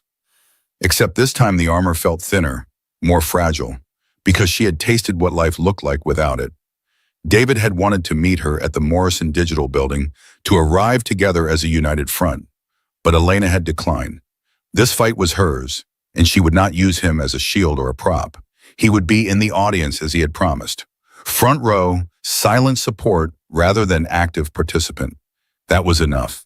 That was everything. The Morrison Digital Arts headquarters lobby was already filling with press when Elena arrived at 9:30. Camera crews jostled for position while reporters checked their equipment and compared notes about the story they were about to witness. A deaf CEO facing public judgment by her own board had all the elements of compelling drama, the kind of human interest angle that would dominate business news for weeks, regardless of outcome. Elena walked through them with her head high, ignoring shouted questions she could not hear, her heels clicking against marble in a rhythm only she could feel. The boardroom had been transformed for the occasion. Extra chairs lined the walls for press and observers, at least 50 people crammed into a space designed for intimate executive sessions. The board members sat at their usual places around the polished table, but their faces held the discomfort of people forced to perform their ugliness in public. Chairman Hartwell's expression was tight with barely controlled rage. His silver hair perfect as always, but his jaw clenched hard enough to see the muscle jump. Elena took her seat at the table, the one that had been her grandfather's, and placed her leather portfolio in front of her. Inside were the documents Maggie had compiled, the evidence of Hartwell's corruption, the performance metrics that proved her competence. Her weapons for a war she had not chosen but would not run from. The ASL interpreter stood in her usual corner, hands ready, face professionally neutral despite the circus atmosphere. Elena caught her eye and received a small nod of solidarity. Across the room, David sat in the front row of observer chairs with Lily beside him. The little girl wore her best dress, the one Connie had altered for Christmas, and her face was solemn with the gravity of an occasion she did not fully understand but knew was important. David met Elena's gaze and signed simply, "You are not alone." Hartwell called the meeting to order at exactly 10 a.m., his voice filtering through the interpreter's practice signs. "We are gathered today to address concerns about Morrison Digital Arts leadership and to vote on a motion for CEO transition. As you all know, this meeting is being held publicly at the request of several board members who felt transparency was essential given the gravity of our decision." The lie was delivered smoothly, as if Hartwell had not engineered the public spectacle himself for maximum humiliation. Elena kept her expression blank, her hands folded on the table, every inch the controlled executive, even as her heart hammered against her ribs. "Miss Morrison has led this company for 5 years." Hartwell continued, his tone suggesting disappointment rather than accusation. "In that time, we have seen both successes and challenges. However, recent concerns about judgment, reliability, and frankly about whether the demands of this position are sustainable for someone with her unique circumstances have led us to consider whether a leadership change would serve shareholders' best interests." The phrase "unique circumstances" hung in the air like a slur. Elena had heard variations of it her entire professional life, polite corporate language for disability that everyone pretended was about competence rather than prejudice. Around the room, reporters typed frantically on laptops and tablets, capturing every word for tomorrow's headlines. "Miss Morrison, you have the floor to address the board before we vote." Hartwell's gesture was magnanimous, giving her just enough rope to either save herself or complete her own hanging. Elena stood, smoothing her suit jacket, and faced the room full of strangers waiting to witness her destruction or vindication. "Thank you, Chairman Hartwell." Her voice was measured, each word carefully pronounced the way she had practiced for years. "I appreciate this opportunity to present facts that may have been obscured by emotion and assumption." She activated the projector, and the screen behind her lit up with her first slide, a stark comparison of Morrison Digital's performance metrics against industry averages. "You mentioned concerns about judgment and reliability. Let me address those with data. Q4 revenue was $49.2 million, a 3% decrease from Q3. Chairman Hartwell presented this as evidence of poor leadership. Elena advanced to the next slide. "However, industry-wide average for digital marketing firms our size was a 5% decrease in the same period.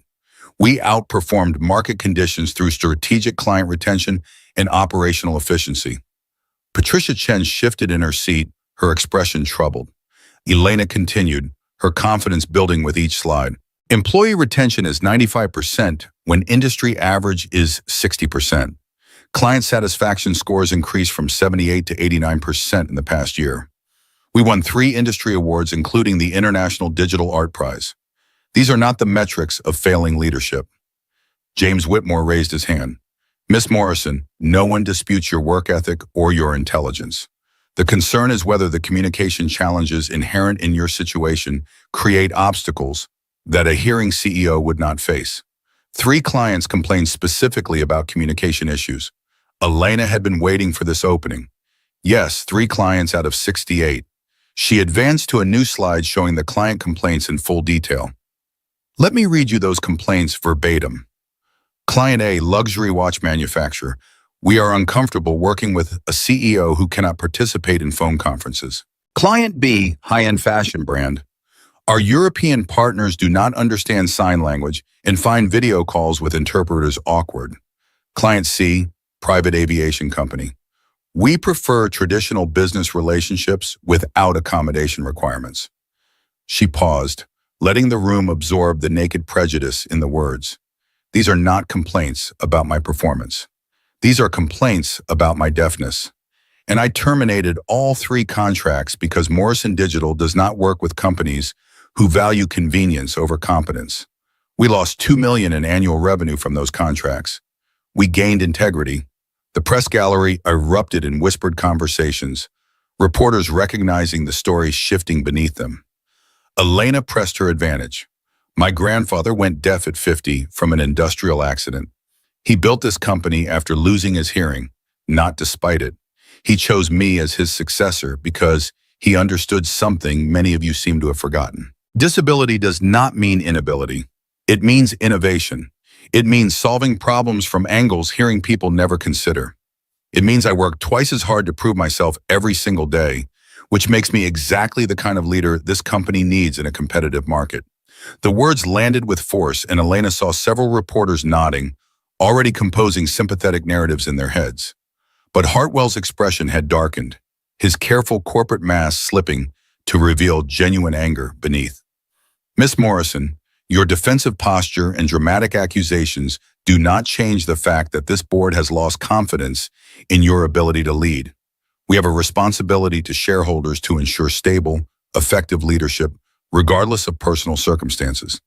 Then perhaps shareholders deserve to know about your personal circumstances. Chairman Hartwell. Elena's voice sharpened, her hands moving into attack position. Specifically, your conflict of interest regarding my leadership decisions. The room went silent, every eye turning to Hartwell, whose face had gone pale.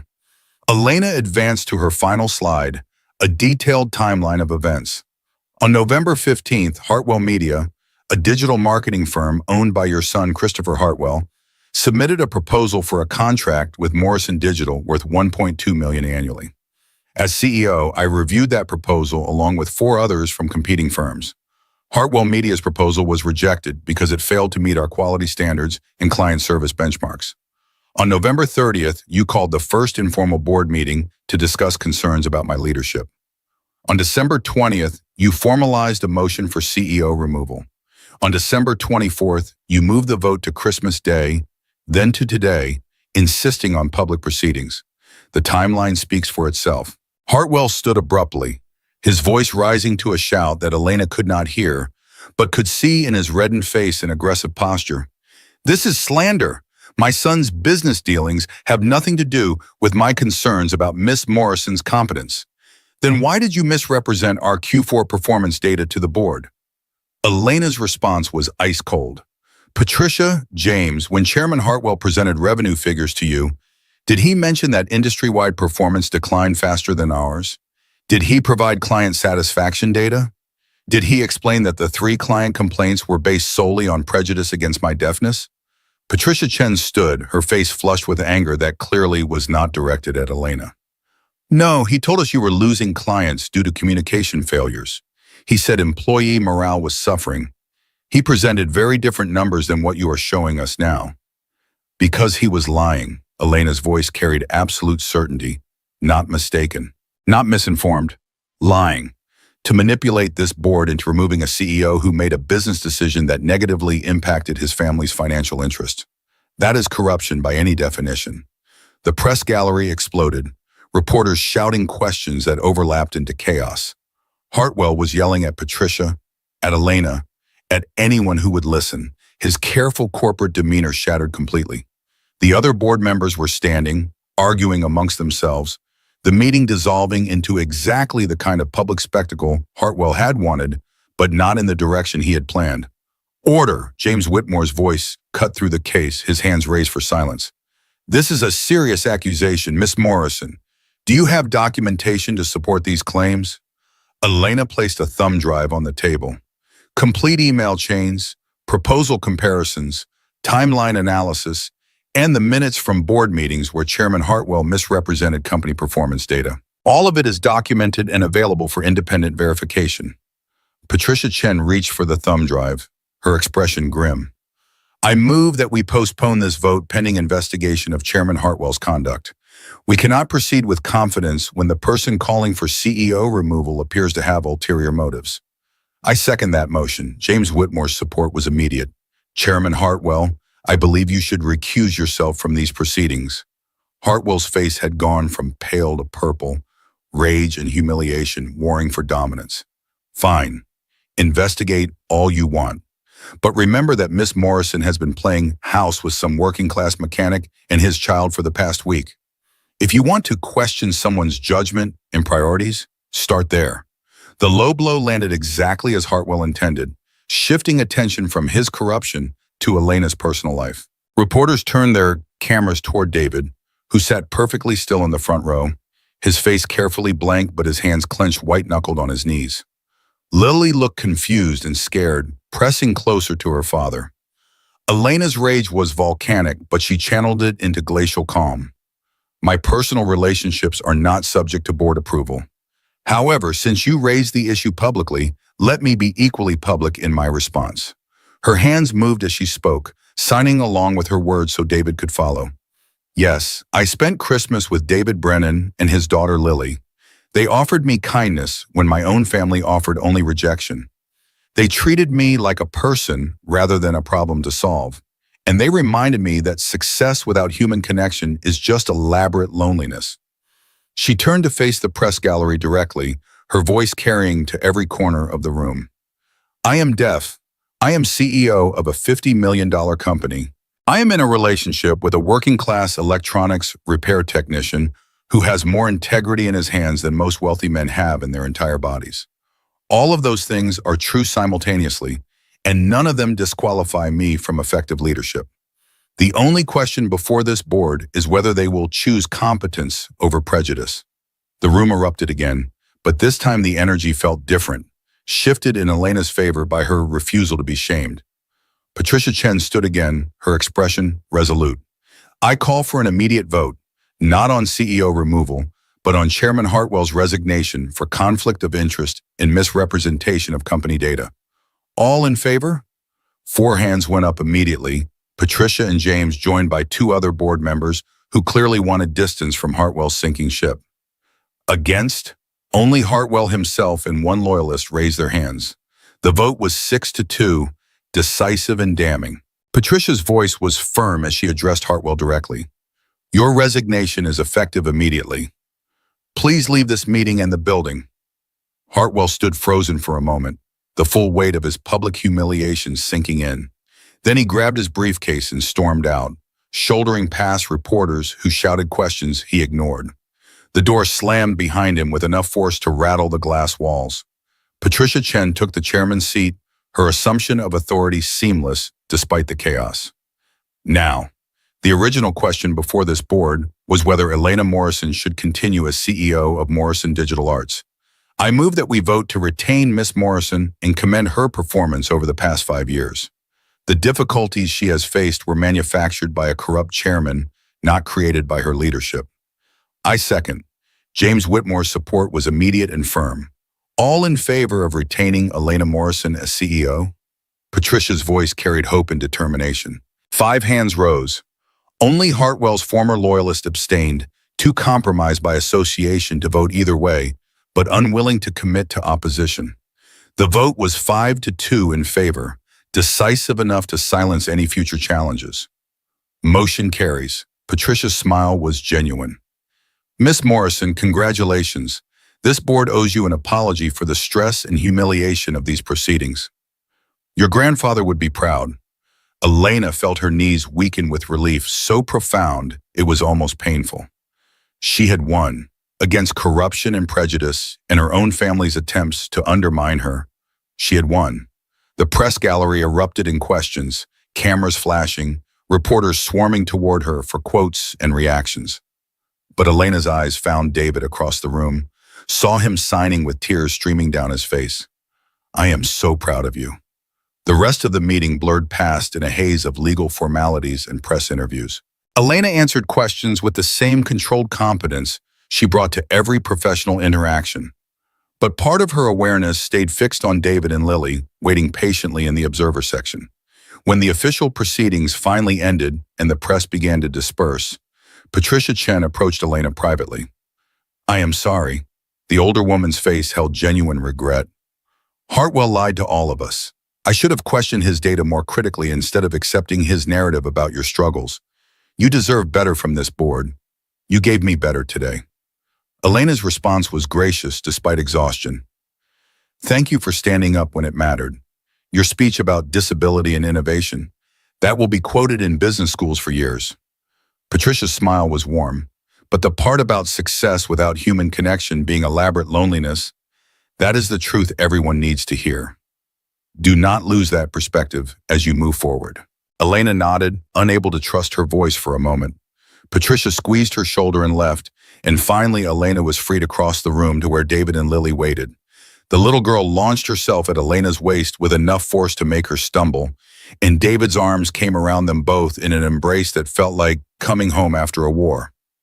They did not speak in the building, surrounded by lingering reporters and curious employees. David simply held Elena's hand and led her out to the street where his old Honda waited at a parking meter. The ride back to Queens was silent, Lily dozing in the back seat from emotional exhaustion, David's attention focused on navigating through afternoon traffic. Elena watched Manhattan disappear behind them and felt the CEO mask finally crack and fall away, leaving her raw and vulnerable and utterly drained. At David's apartment, Connie was waiting with dinner already prepared, and the television turned to the business news channel where Elena's face filled the screen under headlines praising her courage and condemning corporate corruption. Elena watched herself on TV, defending her right to exist as both deaf and competent, and the surreal disconnect between public victory and private exhaustion made her laugh until she cried. David pulled her into his arms on the couch, holding her while she shook with reaction to the day's events. Lily curled up on her other side, and the three of them sat in silence while CNN replayed clips of Elena's speech and Patricia's dramatic vote. Finally, David picked up the notepad and wrote, "You were magnificent, terrifying and magnificent. I was terrified." Elena's written response came in shaky letters. "Still am. I won the vote, but the real work starts now, proving I can be CEO and have a life. Showing them disability is not weakness. You already proved that today." David's next words were careful, thoughtful, "But you do not have to prove it to me. I already know." They ordered pizza because no one had energy to cook, and ate sitting on the floor around Connie's coffee table because she had refused to leave until she knew Elena was fed and safe. The older woman regaled them with stories about calling her entire family to watch the board meeting live, about her grandsons cheering when Patricia voted to keep Elena, about the neighborhood already buzzing with pride that their David was dating a CEO who had publicly defended her love for a working-class man. When Connie finally left and Lily fell asleep on the couch, David and Elena found themselves alone together for the first time since the victory. The apartment felt different now, charged with possibility and uncertainty in equal measure. David wrote on the notepad because signing felt too exposed for what he needed to say. "What happens now? You won.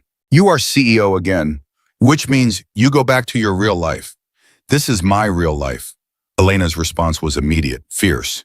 "You and Lily are not some fantasy I retreat to when work gets hard. You are what makes work bearable, but you cannot live on my couch forever." David's practical nature asserted itself. "You have a penthouse in Manhattan, important job, responsibilities.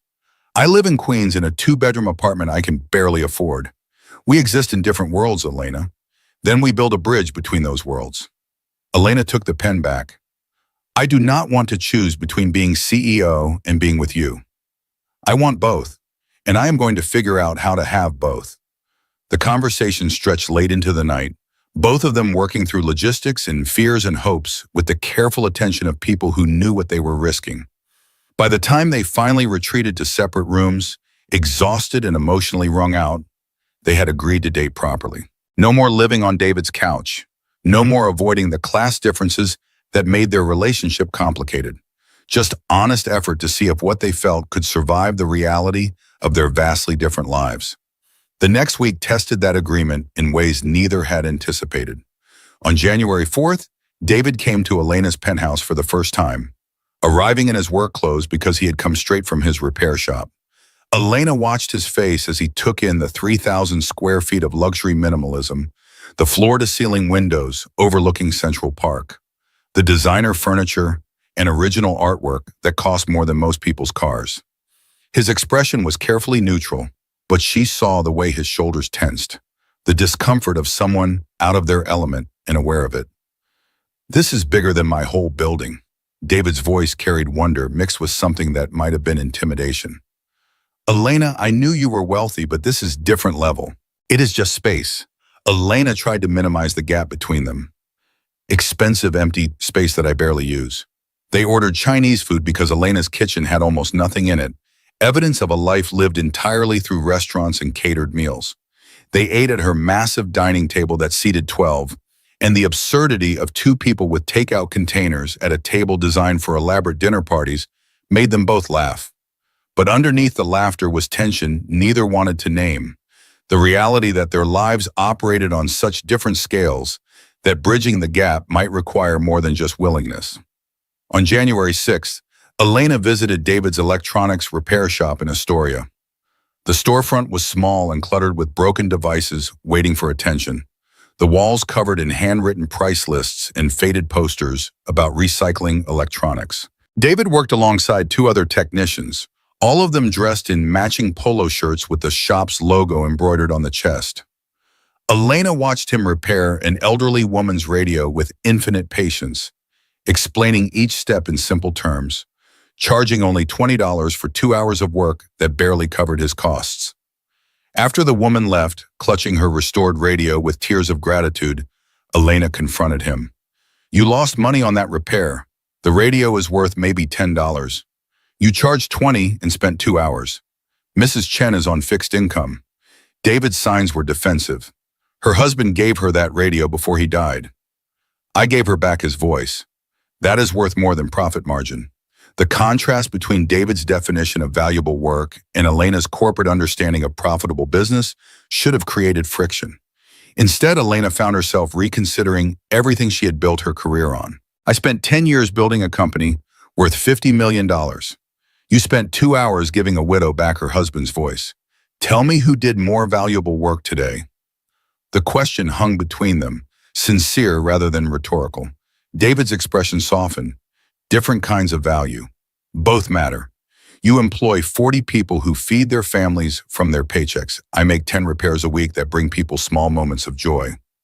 Neither is better. Both are necessary." On January 8th, the press discovered their relationship properly. Paparazzi photos appeared online showing Elena and David holding hands in Queens, walking through his neighborhood with Lily between them. The headlines ranged from supportive to cruelly classist. Def CEO's inspiring romance with blue-collar boyfriend competed with Morrison heiress, slumming in Queens, and what does she see in him? Elena's new board members called an informal meeting to discuss the optics, their concern careful and corporate. Patricia Chen's face on the video conference call held sympathy mixed with pragmatism. "Elena, your personal life is your own, but there are shareholders and clients asking questions. Not about David specifically, but about whether this relationship suggests instability or poor judgment. I am not saying they are right. I am saying you need to be prepared for scrutiny. Let them scrutinize." Elena's response was calm but absolute. "My relationship with David does not affect my job performance. If shareholders have concerns, they can review our quarterly results and client satisfaction scores. Both are excellent. I agree completely." Patricia's support was genuine, but I wanted you prepared for the questions. Some people will never understand why a CEO dates a technician. Those people have never met David. Elena ended the call and immediately texted David about the paparazzi photos, warning him that his privacy was about to become collateral damage in her public life. His response came quickly, typed on his phone. "I knew what I was getting into when I signed 'You are not alone' at a mall food court. We will handle it together." But the real test came on January 10th when David's ex-wife Jessica appeared without warning at his apartment. Elena was there cooking dinner with Lily when the knock came, and she watched David's face go pale as he opened the door to reveal a woman who could only be the mother who had abandoned them 5 years earlier. Jessica was beautiful in that polished way expensive maintenance created, her clothes designer and her hair salon perfect. Everything about her radiating the kind of wealth she had left David to pursue. "I saw the news." Jessica's voice carried through the apartment. and Elena could read enough of her lips to follow the conversation. You are dating a CEO? Really, David? You replaced me with a billionaire? David's response was controlled, but Elena could see the tension in his shoulders. I did not replace you. You left, and Elena is not a billionaire. She is a person I love who happens to run a company. Jessica's eyes found Elena in the kitchen, assessment sharp and calculating. So you are the deaf one. The words were not quite cruel, but carried enough edge to sting. Lucky for David, you have money to make up for other deficiencies. Elena crossed the room before David could intervene, her CEO mask sliding into place with practiced ease. She signed as she spoke, making sure David could follow. I am Elena Morrison, and my deafness is not a deficiency. It is simply a characteristic, like your apparent lack of basic courtesy. Jessica blinked, surprised by the direct confrontation. I came to see my daughter. I have rights. Lily had retreated to her bedroom at the first sound of raised voices, and Elena could see David torn between protecting his child and dealing with his ex-wife. She made the decision for him, signing to David. Talk to her. I will stay with Lily.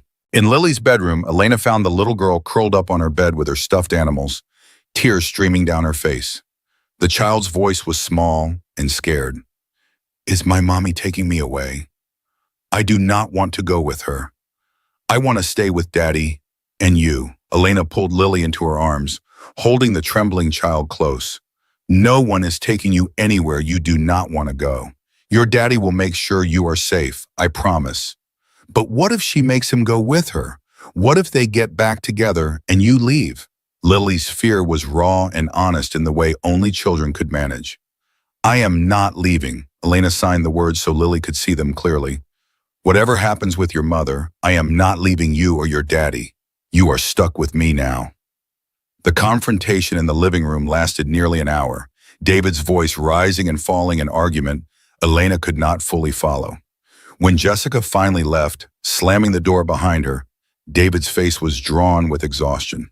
Elena emerged from Lily's room with the question written on her expression. She wants partial custody. David's signs were heavy with defeat. Claims she is sober and stable now, has a good job, wants to be part of Lily's life again. She threatened to take me to court if I refuse. Do you believe she has changed? Elena asked directly. I do not know. David collapsed onto the couch. Part of me wants to believe people can change, can fix their mistakes. Part of me remembers her walking out on a 2-year-old without looking back. How do I trust that? You do not have to decide tonight. Elena sat beside him, taking his hand. You can require supervised visits, family therapy, slow reintroduction. Protect Lily while giving Jessica a chance to prove she means it. The wisdom in Elena's response came from her own experience with family members who claimed they wanted connection but really wanted control. David looked at her with something like awe. How did you get so wise about dysfunctional families? Years of practice. Elena's smile was sad. My family wrote the manual. The week of stress and adjustment culminated in the gallery opening on January 15. The International Digital Art Gallery in Chelsea had transformed its main space into a showcase of Elena's work, 20 pieces exploring themes of isolation and connection through digital media. The opening night drew art critics and collectors, business press covering the CEO as artist angle, and Elena's family minus Victoria, who had sent a terse text declining to attend. Elena wore a blue silk dress that cost more than David's monthly rent, but had chosen it because blue had been her grandfather's favorite color on her. David arrived in a rented tuxedo looking uncomfortable but determined. Lily in a thrift store dress that Connie had altered into something special. They looked modest among the designer gowns and expensive jewelry filling the gallery, but Elena's heart swelled with pride as she watched David help Lily navigate the crowd with patience and grace. The gallery director gave a speech about Elena's unique artistic vision, how her deafness informed her exploration of silent communication through visual media. Critics approached with questions about technique and inspiration, and Elena answered with the same controlled competence she brought to business negotiations. But her awareness kept circling back to David and Lily standing near her favorite piece, a digital painting called The Sound of Being Heard that depicted hands forming sign language against a background of pure color. An art critic whose work Elena recognized approached David while Elena was being interviewed across the room. She could not hear the exchange, but she watched David's body language shift from polite interest to defensive tension. When the critic walked away, David's face was tight with something that looked like hurt mixed with anger. Elena crossed to him immediately, her hands moving in quick question. He asked if I was your date or your charity case. David's signs were sharp with residual frustration. Wanted to know if you were using me for some kind of social statement about class and disability. What did you say? Elena asked, her own anger rising. I said I was your partner, that you chose me because of who I am, not what I represent, that our relationship is not performance art. David's expression softened slightly, but it reminded me that people will always question what you see in a repair technician. They can question all they want. Elena took his hands in hers, making sure he was watching her signs. I see integrity. I see kindness. I see someone who taught his daughter that everyone deserves to be heard. I see the only person who has ever made me feel like being myself is enough. Before David could respond, Elena's father Robert approached with Diane, Elena's mother, trailing reluctantly behind. This was the first time Elena had seen her mother since Christmas, and Diane's discomfort was palpable as she took in the gallery full of people celebrating her daughter's achievement. Robert's signs were smoother now after weeks of practice. Your work is extraordinary, Elena. I am proud of you. The words were simple, but carried weight of too many years without them. Diane's contribution was stilted and clearly forced. Yes, very impressive. Your grandfather would have been pleased. Her eyes kept sliding away from Elena's face, unable to maintain contact, unable to bridge 13 years of emotional distance with polite compliments at a gallery opening. Thank you for coming. Elena's response was carefully neutral. Mother, this is David Brennan and his daughter Lily. David, Lily, my parents Robert and Diane Morrison. Diane's assessment of David was quick and dismissive, taking in his rented tuxedo and obvious working-class background in a single glance. Pleasure to meet you. The words carried no pleasure whatsoever. Robert at least extended his hand for a genuine handshake, his expression more curious than judgmental. Lily, oblivious to adult tensions, tugged on Diane's expensive dress. Miss Elena's grandmother, did you see the painting of hands? It is the most beautiful thing I ever saw. Your granddaughter is amazing. Diane looked down at the child with something approaching horror, as if the concept of being called grandmother by a stranger's child was too horrifying to process. I am not her grandmother. Elena does not have children. The casual cruelty of the words hit Elena like a slap, the automatic dismissal of any connection to David and Lily, reducing them to temporary distractions rather than people who mattered. Before Elena could respond, David placed a gentle hand on Lily's shoulder. Come on, sweetheart. Let's go look at the other paintings. He led the little girl away with quiet dignity, but Elena saw the hurt in both their faces. She is 7 years old. Elena's voice cut through the gallery noise, sharp enough that nearby conversations paused. She was being kind to you, and you hurt her deliberately. Diane's face flushed. I simply stated a fact. You are not her mother. No, but I could be. Elena's declaration rang through the sudden silence, and she would be lucky to have David as a stepfather and Lily as a stepdaughter. Much luckier than I have been to have you as a mother. Robert looked stricken, caught between his wife and daughter with no good options. Diane's expression cycled through shock to rage to something that might have been pain before settling back into cold dismissal. If you want to throw away your heritage for a lower-class man and his child, that is your mistake to make. Do not expect us to support it. I have not expected your support since I was 14 years old. Elena's response was ice over fury. I stopped waiting for you to love me when it became clear you were ashamed of me instead. So please go back to your society friends and explain how your disabled daughter embarrassed you again. It is what you do best.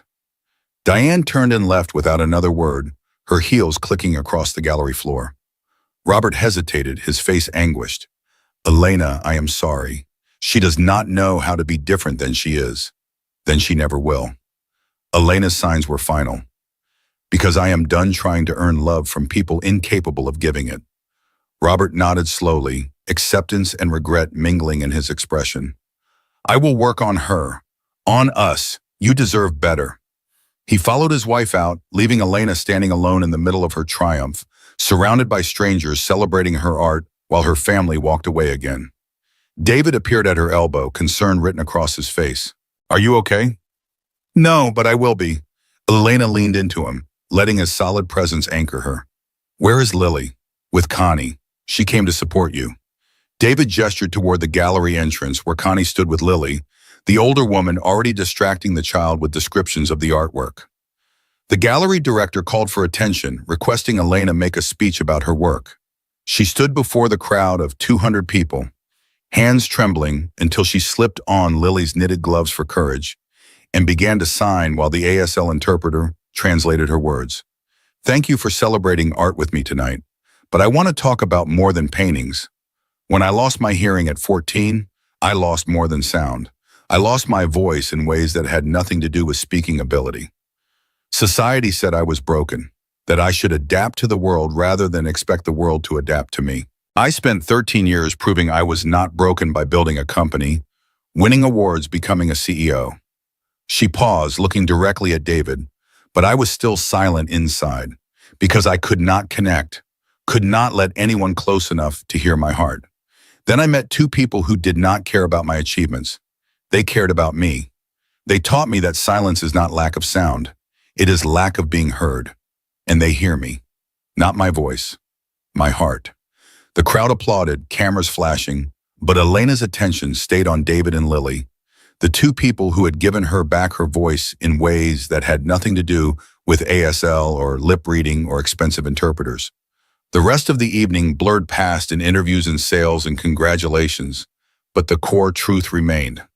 She had won professionally and personally, proved her worth to the world, and found people who valued her without needing proof. Near midnight, as the gallery was closing, Victoria appeared unexpectedly. Elena's older sister looked different somehow. Her usual armor of designer perfection slightly dimmed, her expression uncertain in ways Victoria never allowed. "I saw your speech online." The words came slowly, difficult. It was moving. Elena waited, unwilling to make this easier for her sister after weeks of betrayal and manipulation. Victoria continued, struggling visibly with each phrase. "I want to apologize. For Christmas, for the board meeting, for everything. Watching you tonight, seeing you willing to risk everything for love, I realized you are braver than I am. I married money than status. You chose your heart." Apology accepted. Elena's signs were careful, testing. But rebuilding trust takes time, I know. Victoria's face showed genuine regret for perhaps the first time in their adult lives. "Can I start trying?" Elena considered her sister, this person who had hurt her so many times, but who was also the only sibling she would ever have. "Yes, you can start. But from the beginning. Like we just met and you want to know who I am now, not who you remember." Victoria nodded, clearly relieved to have any opening at all. "Thank you. That is more grace than I deserve." After Victoria left, Elena and David and Lily rode back to Queens in David's old Honda, exhaustion settling over all three of them like a blanket. Connie had invited them to stop at her apartment for a small celebration dinner, and Elena found herself surrounded by people who had known her less than a month, but loved her more than family who had known her for 27 years. Over rice and beans and roasted chicken that tasted like home, Elena made an announcement that had been forming in her mind through all the week's challenges. "I am restructuring my work life. 4 days a week in the office instead of 6. I am promoting Maggie Chen to Chief Operating Officer so I can delegate daily operations and focus on strategy. I need balance between building a company and building a life. Maggie will be amazing." David's signs held pride and support. "But are you sure the board will accept reduced hours? The board works for the shareholders, and I am majority shareholder through my grandfather's estate." Elena's response was firm. "They can accept that I work smarter instead of longer, or they can watch me deliver results that prove them wrong. Either way, I am not sacrificing my life for a job title ever again." Connie raised her glass of cheap wine in a toast. To Elena, who has everything but finally knows what matters. The others joined in, and Elena felt tears prick her eyes at the simple acceptance, the uncomplicated love from people who had no agenda beyond wanting her happy. Later, alone with David on Connie's fire escape while Lily slept inside, Elena broached the subject that had been building since Christmas. My penthouse has 4 bedrooms. Empty rooms I never use. What if eventually, when you are ready, you and Lily moved in? David's expression held conflict, desire warring with pride. Elena, that is your home, your space. Lily and I would be guests in a place we could never afford. Or you could be family in a home that is finally full. Elena took his hands in hers. I am not asking you to move tomorrow. I am asking you to consider someday. When it feels right. When Lily is ready. No pressure. What about Lily? David's concern shifted to his daughter, moving her from Queens to Manhattan, from her school and friends, from everything familiar. That is huge. Then we take it slow. Family therapy like we discussed for Jessica's visits, school consultations. Let Lily set the pace. Elena's practicality reasserted itself. But David, I want a future with you and Lily.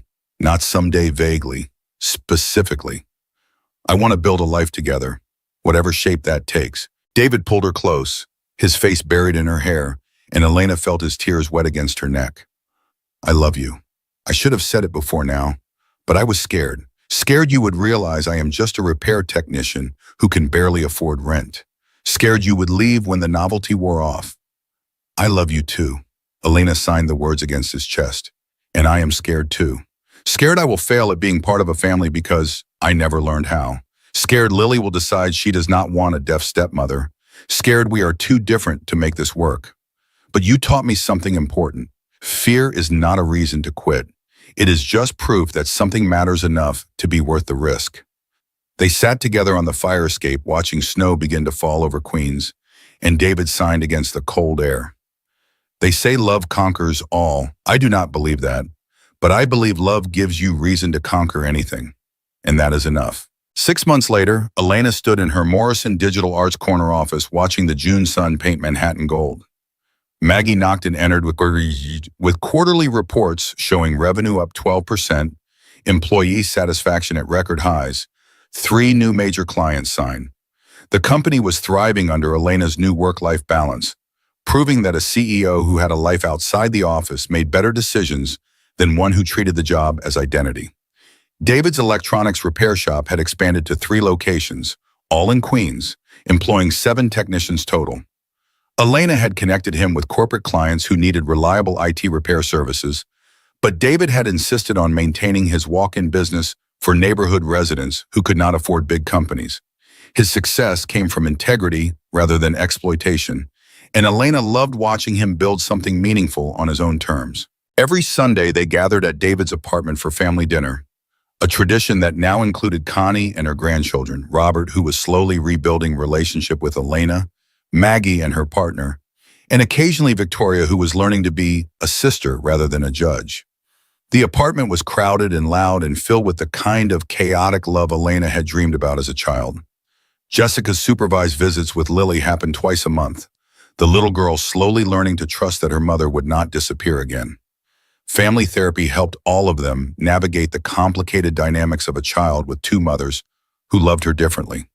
Elena never tried to replace Jessica, just offered Lily a different kind of maternal presence built on reliability and unconditional acceptance. After dinner on a perfect June Sunday, Lily presented Elena with a ring pop, her small face serious with the importance of her mission. Miss Elena, will you be my mom? For real? Not just pretend? Elena dropped to her knees, pulling the child into her arms.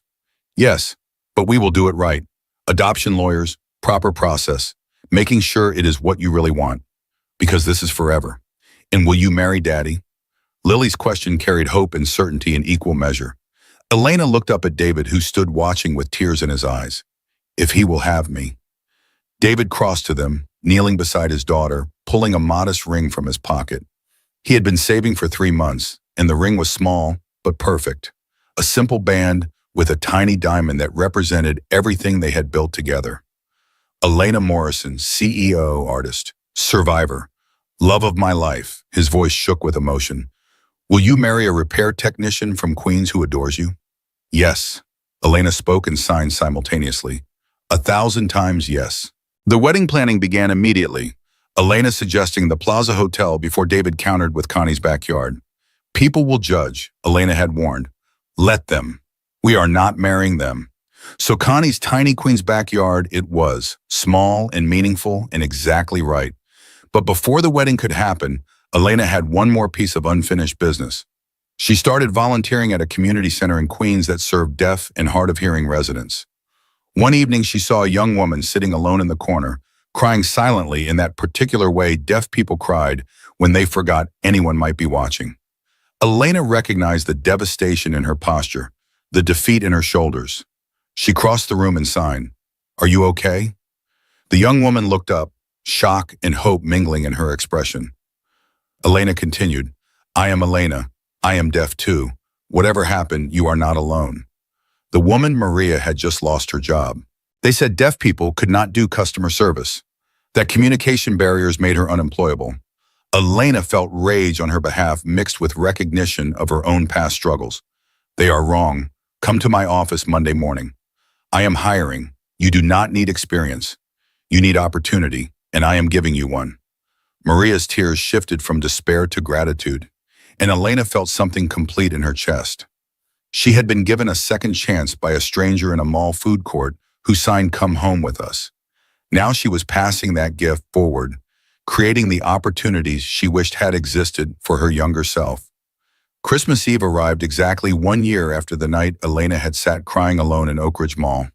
Now she stood in David's apartment that she had helped him purchase through a down payment that was gift rather than loan, watching Lily decorate the tree with ornaments they had collected together throughout the year. David cooked in the kitchen, more confident now with Elena's encouragement and Connie's patient teaching. The apartment was full of people, an ever-expanding family of choice that included Maria and Sarah, two deaf employees from Elena's company who had become friends rather than just staff. Robert arrived with gifts and apologies, his relationship with Elena healing slowly through consistent effort. Victoria came too, tentative but genuine, learning to be an aunt to Lily rather than a critic of Elena's choices. Even Diane had sent a card, awkward and insufficient, but a gesture toward possible future reconciliation. As midnight approached and snow began to fall outside, Elena stood by the window wearing the gloves Lily had made her a year ago, worn now, but treasured. David appeared beside her, sliding his arm around her waist. "1 year ago, I sat alone in a mall, wondering if anyone cared I existed." Elena's hands moved slowly, thoughtfully. "I had everything money could buy, nothing that mattered. And now?" David asked, knowing the answer but wanting to hear it anyway. "Now I have a company I run on my terms, a family I chose who chose me back, a daughter who calls me mom and means it, a husband who loves me for exactly who I am." Elena turned to face him fully. "I am still CEO, still deaf, still fighting battles, but now I fight for something worth protecting. This family, this love, this life we built together." David kissed her gently, and Lily cheered from across the room where she was showing Maria how to make origami ornaments. Connie started singing Christmas carols in Spanish that Elena could not hear but could feel in the vibrations of joy filling the small apartment. Robert helped Lily with the tree topper, his grandfather instincts finally finding expression after too many years dormant. Elena looked around at the chaos and love and imperfect beauty of the life she had found, and understood finally what her grandfather had tried to teach her before he died. Success was not measured in revenue or awards or proving people wrong about disability. Success was measured in moments like this, when you looked around and felt grateful for every person in the room, when you belonged not because you had earned it through achievement, but because you had been brave enough to accept unconditional love. Outside the window, Queens spread out in all directions under fresh snow, and in the distance, Manhattan gleamed with its towers of wealth and power. Elena had access to both worlds now, but her heart belonged here in this cramped apartment with these people who had given her back her voice by teaching her that being heard had nothing to do with sound and everything to do with being seen for who you truly were beneath all the armor and achievement. "Family is not who you are born to," Elena signed the words to herself, watching her reflection in the dark window. "It is who chooses to stay." And in the warm light behind her, reflected in the glass, she could see everyone who had chosen to stay, who had looked at her and decided she was worth the effort of learning a new language, Worth the complexity of loving someone different. Worth everything. She turned from the window and walked back into the warmth, ready for whatever came next, knowing she would face it not alone, but surrounded by people who heard her heart.